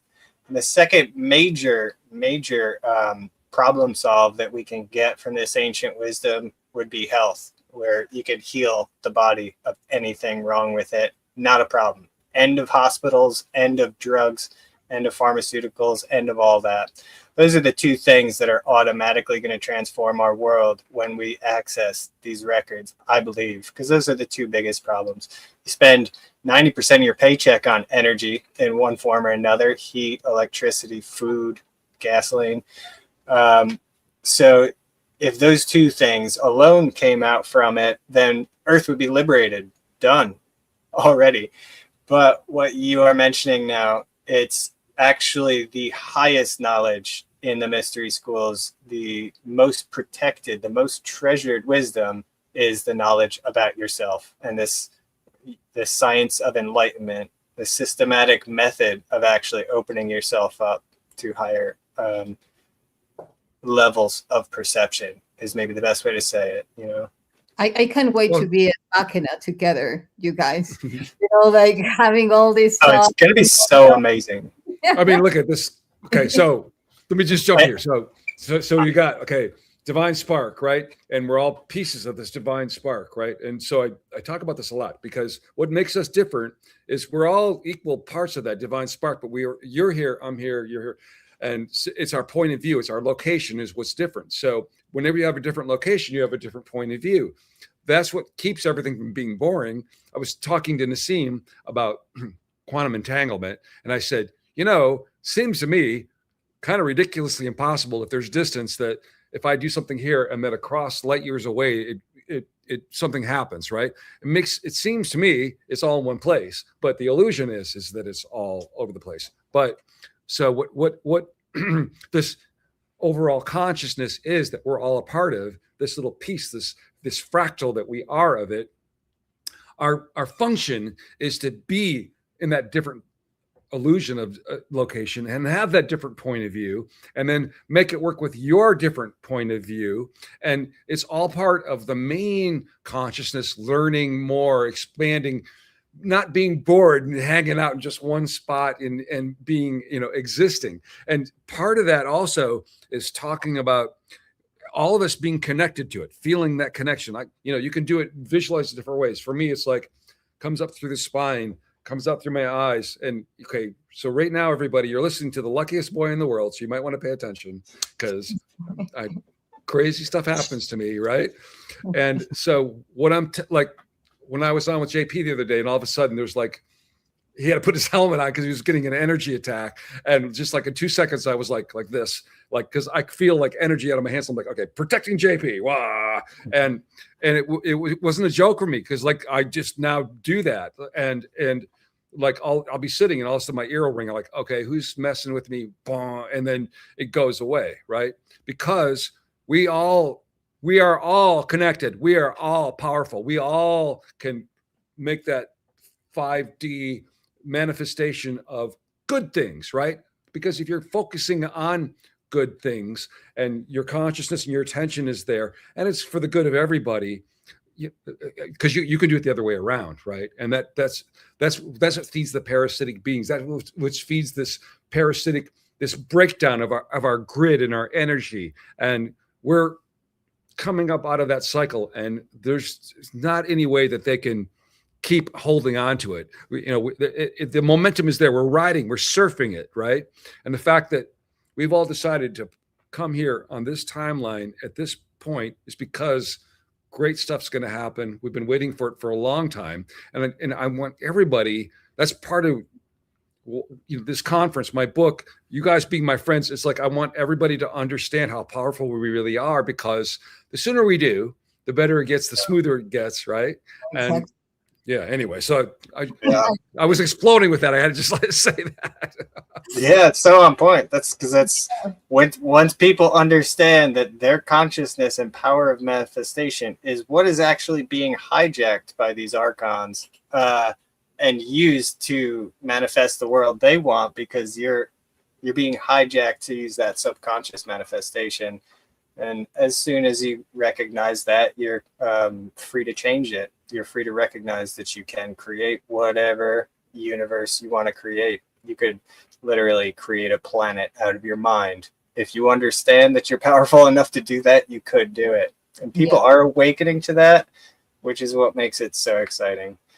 And to connect in Mackinac too. It's going to be so exciting to do this in nature, which helps you connect to it. And I'm a mountain boy. I grew up here in the Catskill Mountains. You know, that's my what do you call it? My standby. Yeah. mode. Light architects, and we will be doing a lot of light architecture there together. Every time that we get together, we co-create all these amazing things, call it from the ethers, and bring it into this manifestation, because we're actually connected heart to heart. Yes, there is a purpose, yet that very same purpose, it's connected to higher truths. And I think that one of the things that we all share here is that we put our best interests to that mission, and that mission is not coming from a space of ego.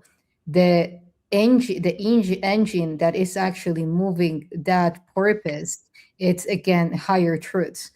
Being happy, sharing with the people that we love, having fun while we do it, while we achieve our missions, because we love our missions. We all are here very passionate about our missions. And for me, it's super important for people to actually see this, actually you can have fun doing what you love. This is why we came here for. It's not like Trevor one day said, I need to go to the pyramids. I cannot imagine him. Or Frank, Or even I have to go to Earth. I didn't mind that either. Yeah, exactly. I'll do an incarnation on Earth. Why not? It's going to be an exciting time. So Frank is going to be there. Yeah, Trevor is going to be there. Okay, I'm coming. JP. All right. It's like, okay, let's go. Let's go. But these things do happen.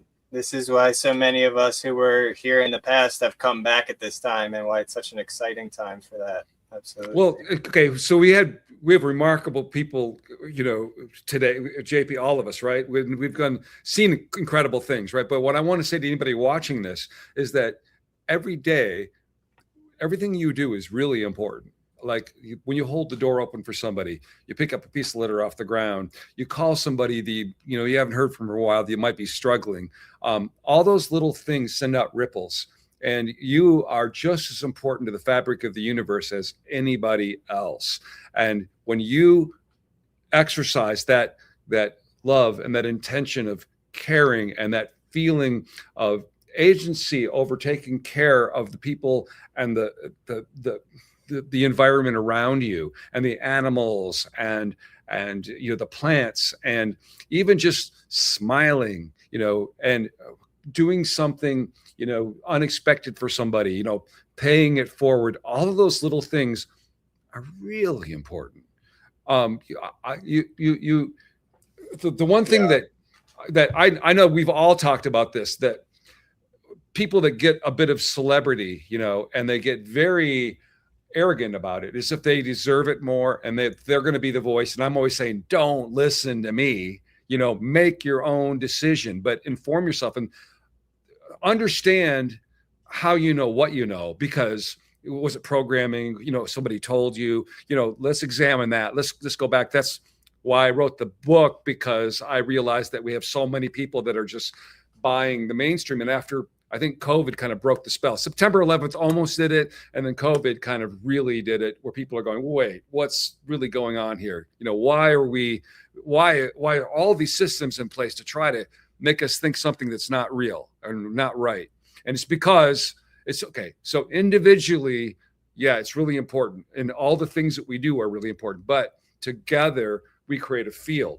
So the more of us that understand this and act in a way that we're with intention about creating an environment, an earth, and a society and a culture and a civilization that's beautiful and benevolent, we will be able to connect with our galactic families that are in that vibration already. Also, not just galactic, but they're dimensional. There are a lot of different things that maybe a lot of us don't understand yet. But JP is a very basic dude. He's not a physicist. He's not. We talk quantum physics. He's gonna sense it. He's not gonna think of it in a mathematic way, right? But he's gonna feel it in his gut, right? Like, oh, this is right. This feels good. But he will walk into these really advanced, society, civilizations, and just they'll connect and bond with him and feel at home in a way that that his commanding officers get a little bit pissed off about. There's been situations where they get a little bit upset because the Ant King wants to talk to JP and not the guy who's in charge, right? So that's what I'm saying is, like, JP is like a really good example of somebody, like, when he speaks, he's not speaking in a super high level, intelligent, articulate way, because he speaks a bunch of languages too, but he's just a dude, man. He's just a basic dude. And he's not like a fantasy science fiction writer. So when he's telling you about talking to like, I was in YssaH, you were with us that night, and we're in a restaurant. I'm showing them a picture of one of the handbags that I have, and it had this aquatic looking, like a humanoid with fins and stuff. And he was like, oh yeah, that dude's like this big. And he stands up and, like, he wasn't like giving me a biology lesson or whatever. He was just like reacting viscerally, like the way somebody would, like, yeah, they're like really big. They're this tall, So what I'm saying is like, we tend to always try to put somebody up like as a celebrity or an authority figure or a priest, and we're going to listen to them. What the power is going to come from is like getting our own feeling in our own gut. And what you hang around JP and Emery, both those guys are all about their gut, and you see Emery on TV, you don't get this at all. But when you see him in person, the guy is just like, he's reading your energy. He's talking about, like first time I saw him by myself, he like walked in and he went, dude, turn it down. He goes, your aura is bigger than Sedona right now. And I was like, okay, okay. I don't know what that means, but I'll work on that. Okay. But so, I met him in Contact in the Desert 2019, and it was like at the end of everything, and I just had like 2 seconds. I think he was running out, but he just gave me a huge hug out of nowhere. He's just like, oh, okay. It's really, really sweet guy. Yeah, they are super sweet, and that's what we were saying about the heart. It's and including you, and I do my best, to always remain in the heart, because it's our nature, and it's our compass. And this is one of the things that I love the most, that it's connecting with your inner child.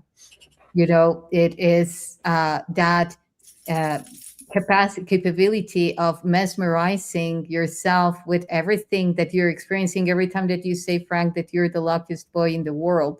is that, that capability of, wow, it's like, I'm doing this and I'm experiencing this. And I believe and I know and I feel that we shall never lose that, because once we lose that, we are not anymore that white canvas. We're already drawn upon, and the magic of the white canvas is that you can put whatever you want, and because you continue renewing yourself. And I feel that this is something that all ancient texts talk about, is that purity, that sacredness of that is capable to bring any type of creation from within. So yeah, let's bring our toys and let's play together there, right? Yeah. Is it beach, Frank? By the way, you have a flyer here that I want to share. By the way, I don't want. Well, I was just going to show that's the location. Okay. That's the campground, and it's a mile of shoreline on the Straits of Mackinac. And it's getting to be really rare that, like, myself and a couple brothers can own a property like this.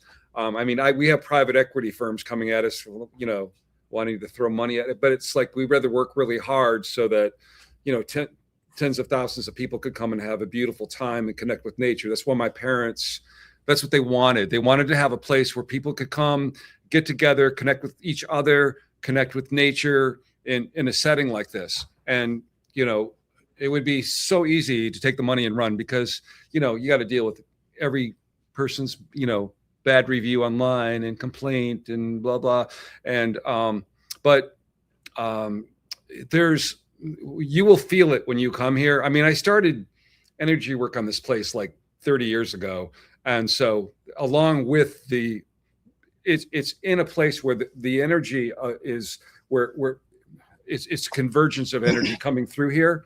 But also there's I know you've been building up the sacred geometry crystal grids, the cement, burying this beautiful blessings and things in the form of sacred geometry all over the place. I know you've been putting a lot of your energy into it. You will see little things, like you walk around and you'll see, why is there a dodecahedron hidden up inside of that thing up in there? Like, what is that? There's little things like that around. But what I always said, the more dodecahedrons, the better. Can't go wrong. There is nothing like too many dodecahedrons, right? No such thing. That came from Dr. Lydia and Arturo. One of the guys that they had trained was working with me on some energy stuff. And so let me grab a flyer and put it. Well, actually, just look, my Mortals of Earth. If you just go to mortalsofearth.com, you can look. There's the link for the conference. It has all the speakers. And we are, like I said, I love conferences. I love meeting people. I love the information, but this is not like any other conference you've ever been to. And I'm hoping that, it's beyond when you've got this mix of people and the information, like Trevor was saying, like he's got so many things to pick from. It's hard for him to pick like what he's going to talk about. Same thing, with me. I've got interviews with Muhammad Ibrahim and William Brown and the woman that wrote Petroglyphs of Mu that I met on Easter Island, and stuff that's all kind of still we haven't brought out yet. And we've got all the footage from this incredible find that we had in Mexico, and then Piedras Negras in the jungle, and then the labyrinth just down the river, right? And along with what Trevor's just been finding recently, using other technology in Egypt and with other friends. And then also we have a way of, there's two ways now of decoding some of this stuff that Trevor is actually brought to my attention. One is Vita Austin. She's basically making a alphabet of, a library of the Akashic records, the language of it, which is, I don't know what form that will take when she's ultimately done with it, but it sounds like she's done thousands and thousands of these slides. And then I wrote about it in my book, so I was looking into it. Then also the telepathy tape kids, these nonverbal autistic kids, and their ability to connect in a way that, transcends distance and language. And we could invite some of them even. I don't know where they all live, but wouldn't hurt to invite some of them. That would be amazing. And having them for the night Skywatch. Skywatch. Some of them were interested in even coming to Egypt with me. I think Michigan would be a lot easier than that. Yeah, and that would be anchoring something. Perhaps after that they will be joining to Egypt, because when you anchor things in this type of magical events that are aligned to source, they manifest. So that would be awesome. Yes, bring them over. I mean, it's not my camp, but no, I mean, Trevor's definitely connected to some, because I've been talking with Melissa, who's working with them. She was on one of the webinars I did with Veda, and then we did a webinar that was so much fun. Veda and 3 of them attended, and Veda had all of us different speakers talk on these different subjects, and then had them react to what we were saying, and it's really cool. We did like a live meditation with them and kind of had everyone visualizing healing for the planet and all this light coming out of the pyramid grid all over, and getting into some of that water magic, the how you can actually program the quartz that's within this granite of the obelisks that is constantly having this energy filter through it that affects the whole consciousness of the planet. You can reprogram the stone and the crystal to continuously transmute these, darker things that are being put into the grid into light, basically. And some of them were very interested in the archaeological aspects of it, which was kind of what the webinar was about, how it applied to ancient technologies. But some of them would be really interested in getting into the subjects of where these halls of records are. And I'm hoping to do some more talks with them, with Melissa as well, who's one of the telepaths helping them communicate. They all sound interested, and we were going to get that set up, but I just had too much going on. But that should be coming soon, actually.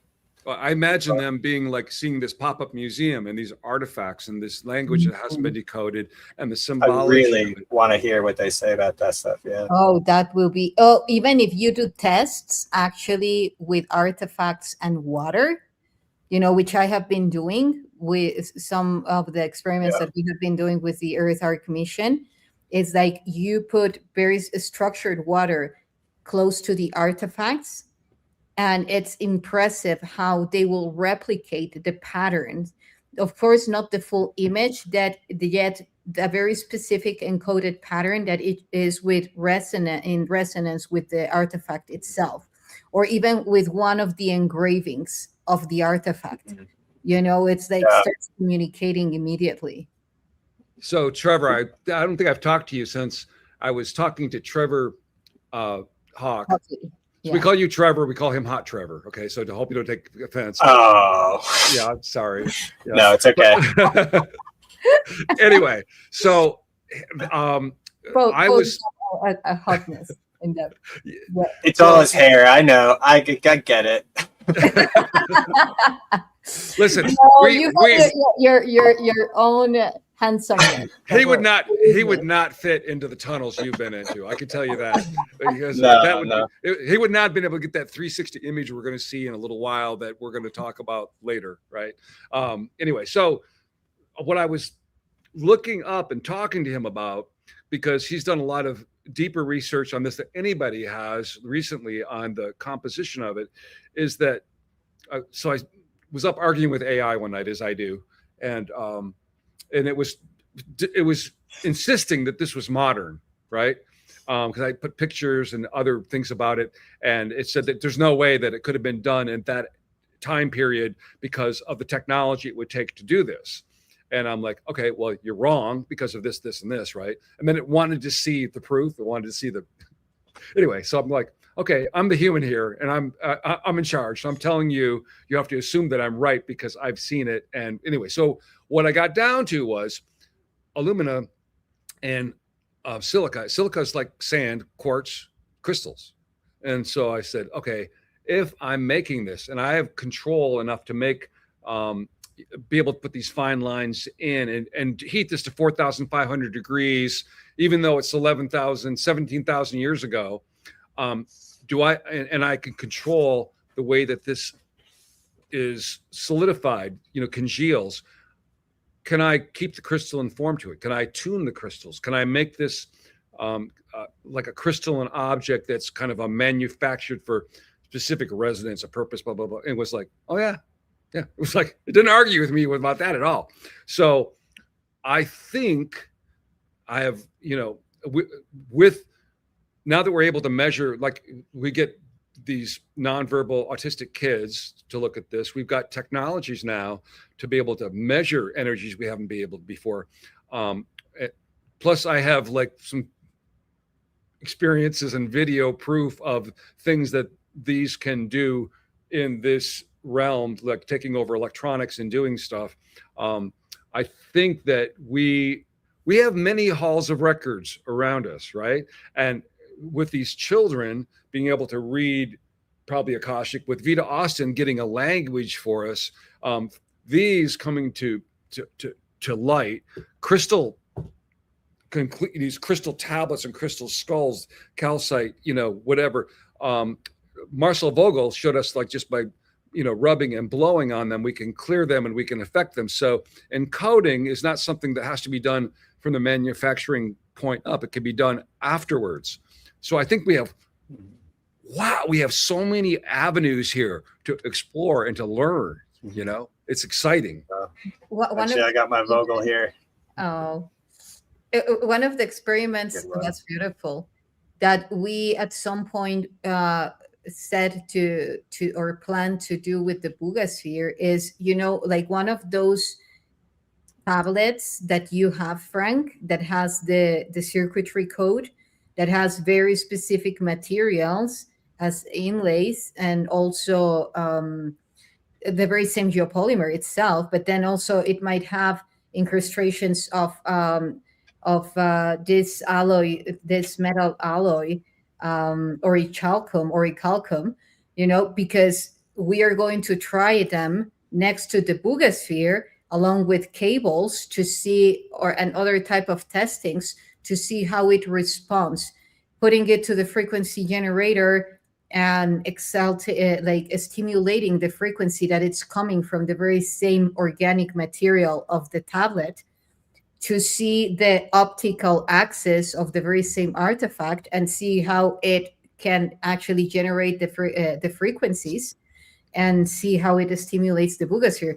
Other type of experiments that I'm also working on, but some of them have already given, like a very good feedback, like the sphere communicating with me through the CT scan, giving the same frequency that I translated. I talked about this in Sedona, like giving me the same pattern through the frequency that I decoded from the sphere itself, and the one that it gave away in the CT scan. It was telling me, like, yes. I was talking to David about that. I would really like to know if they could get a light-proof photon sensing room to see what it's emitting for photons, because I bet if it's going to emulate your frequency in the CT scan, because you have a biophotonic imprint as well, it might be able to mirror that. Because you're just talking about the Boogosphere, my buddy. Okay, so I showed this the other day, but this was out of a rock in Mexico, and it's got the Booga pattern, right? But the strangest thing was, it had this half moon on it, just like the Boogosphere has as well. And that was from Colombia, thousands of miles away. This is from the desert in Mexico, and this definitely, there has to be a connection. There has to be something, like you're talking about putting these artifacts with the Boogosphere. I'm thinking, yes, it's the same. It ties together. I mean, in graphics, I don't know what these graphics mean yet, but okay. In my little square here, see this little thing, everybody?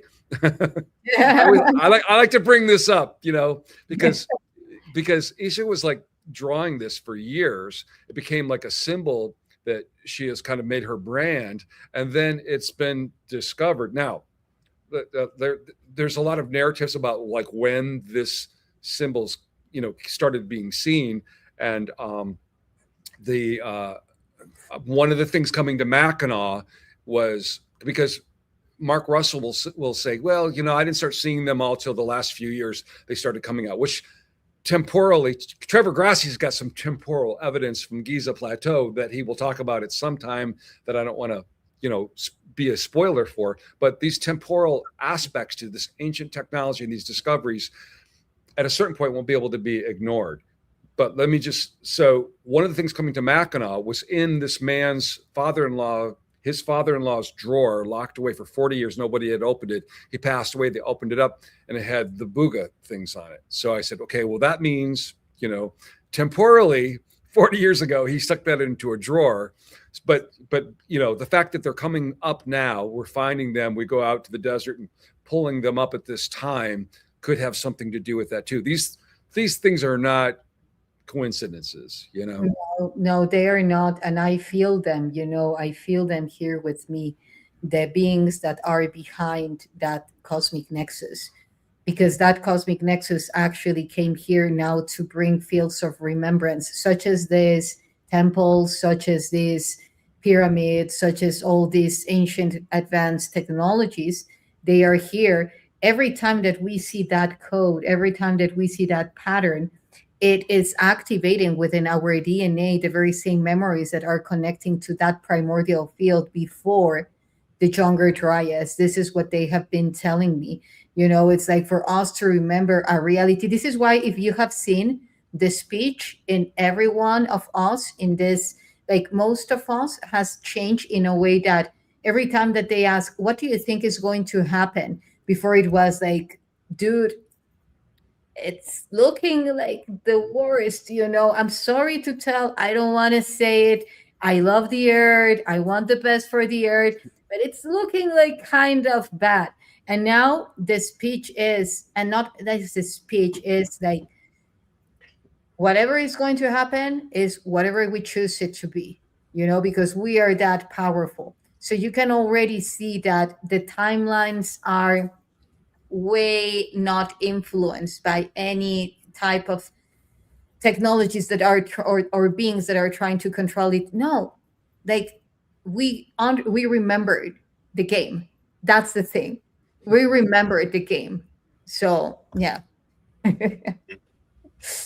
Well, so anyway, I just want to, because I want to let you guys go because I know we all have important work to do.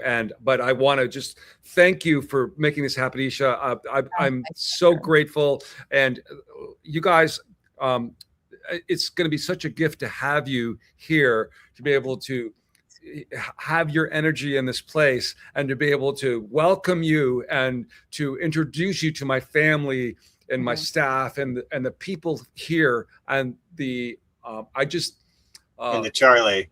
Oh, the Charlie, yes. It's all for the Charlie. Yeah. Yes.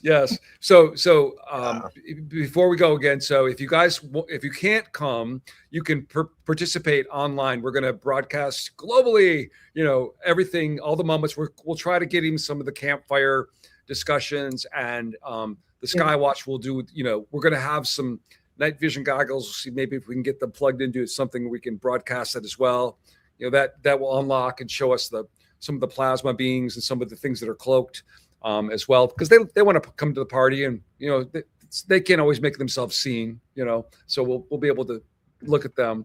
But so if you want to use, well, at this point, we don't have a Trevor code, we have an YssaH code. So if you go on and you can't come, you just click on, online, and then you can get 10% off and just put YssaH and and participate that way. But if you can come, please come. Yeah. Yes. Write that YssaH, and get your tickets. To be an amazing. I know that perhaps due to many reasons, people might be thinking about it or are about to purchase their ticket. This is going to be a transcendental experience. I don't see they say this, like easily. If I'm saying this with this certainty, is because I know the amount of effort, the amount of love that has been put on this event, and that can only lead to amazing outcomes. Not to mention the amount of love that everyone that is coming is planting on the event itself, not because only we are doing something that we're passionate about, which is uh, sharing the information that we have been researching, that we have remembering, and so forth. It's also because we love Frank. And for me, and I know that I'm kind of speaking for Trevor as well, and not just feel free to correct me yet. Of Uh, course. it's such a pleasure and a joy from the heart just to share with him and be together, and such an honor to be being called to this event, and do Yeah. be wherever we are being called to, because this is going to be huge. Yeah. Yeah. I can definitely back it up that I was there as this event started creating itself out of thin air. And I watched as poor Frank tried to keep up with the events that were happening to him, and that he was gratefully stepping up to the plate when it was clear that, like I said, you basically were the nexus, the center point that this whole event started gravitating around. And yeah, I love conferences. I love gatherings of people who are all there, who are just excited to speak and learn from each other. I'm obviously, it's one of my central core tenets is really community building and getting everyone's input. I'm always so fascinated to hear, especially from the people who are actually furthest from my own personal perspective, so I can expand my own personal perspective. But in this case, it's just really, to me, one of the biggest real points is that, these things always happen in these big square hotels that are really kind of dead architecture and things like that. And the hotel has never really been the ideal location for something like this. To get on the shores of the water, to be close, it's always about water, being right on a lake, being able to camp, getting all of this range of price levels, depending on your affordability. You could just sleep on the beach or get a nice cabin. It's amazing that you have this ideal location to actually offer all this. But I'll tell you, that's a lot of the times that's the financial issue too. It's not the flight, it's the hotel. You're going to pay so much that it's oftentimes the breaking point. For me, there have been several conferences in the past 2 years that I wouldn't have been to if you hadn't offered me to take your second bed in your rooms, because to be roommates was the only reason I was able to actually go. I wouldn't have been able to afford it. So I love that aspect of it. I love that there's a lot of different availability for people to fit their own budget. But I love that it's you setting it up, because that's the other thing when I hear about a new conference. Very first thing my mind always goes to is, where's the money coming from? Who's the organizer? What does their heart look like? What are they in it for? Obviously, with this one, I didn't have to worry about any of that. And it was really funny. Like, I don't know, like I said, this is my second conference. I've done a couple little guest appearances here and there, but I've only given one real conference presentation before. And I've really said no to a lot of them, only because things are really busy and I'm focusing on trying to catch up on these films. But it's kind of a relief with this one to just know that it was you, because I was like, oh, okay, it's Frank. There's no way I'm not going. I think a lot of people feel that way. Everyone really feels your energy, Frank, and knows you're the best. And you, of course, as well, YssaH. It's very clear from the lineup exactly what type of vibe it's going to be. And I think that's the selling point in itself. All these factors are going to make this absolutely nothing like any other conference that has ever happened. And that's my kind of thing. Yeah, definitely. Thank you. Thank you both so much for all the work you're doing. I really appreciate it. Just so happy, excited to be part of it. And excited to see the property. Sorry, what did you say? Excited to see the property finally, too, after all I've heard about it. Yes. Well, thank you to you too, Trevor, as well, for all the hard work and the information that you're putting out there. It's truly remarkable. both of you, like your book, Frank, and you, Trevor, everything that you're doing. It's truly courageous. And I'm telling you this as someone who is in the field and saying when is the right moment to put out information.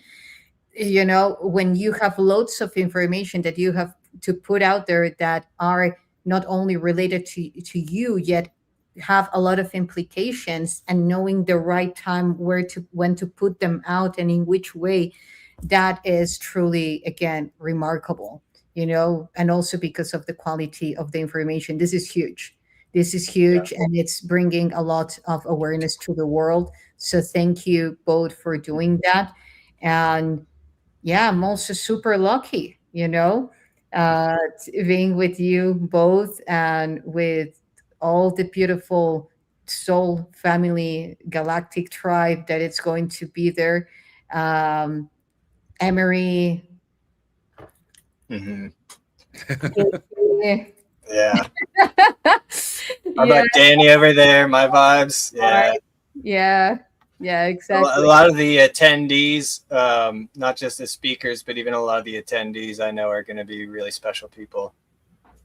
Exactly. Yeah, everybody's a friend, of mine, and they kept saying yes, so everybody's okay. I'm a little overwhelmed. So that was beautiful, you guys. I've been feeling like, even beyond all of that love right there, a couple of times it was hard to describe. I felt like a love bomb. Either somebody's watching and giving it, but it was just like whoosh coming out. And so I was just kind of like helping to, if you're watching this, hopefully you could feel it, because I'm like trying to reflect it back to everybody watching. I could just, there is a lot of something, support and something happening here. It was like, it's been like an avalanche of this coming together. And it doesn't mean it's been easy, because it happened right around the time of my book finishing, which has been really, like, because I have friends like you that I know are going to read my book. And so it makes me really want to have it be perfect, right? And Trevor watched me in several like amazing locations up all night working on the book while he's out checking out pyramids. I know, I was trying to get him to come to the Tulip Pyramid. He had to finish the book. But that's it. I've witnessed the dedication you've got, Frank. It's really amazing. God. Yeah. Easter, I was at the Sphinx at YssaH, and I'd never left the room because I was working on the book, and I totally forgot it was Easter, because I went there to go to the Sphinx on Easter morning and completely forgot it because I was doing the book. But anyway, so now it's done. I remember. Anyway, guys, thank you so much for your time. Love you. And yes, see you really soon. Well, we will be having other shows for sure, Frank. I will just pass you the invitation. Yeah, we might have Emery as well. So guys, stay tuned for the next panel. And okay, so what a beautiful one. Thank you all for joining us. Thank you for your beautiful comments, for all your love. See you guys in Machina. And again, remember www.mortalsoferarth.com. There you will find all the information, everything that you need. You will be taken care of. And until next time. Hi, Cameron. Hi, Cameron. All right. Take care, everybody. You too. Love you.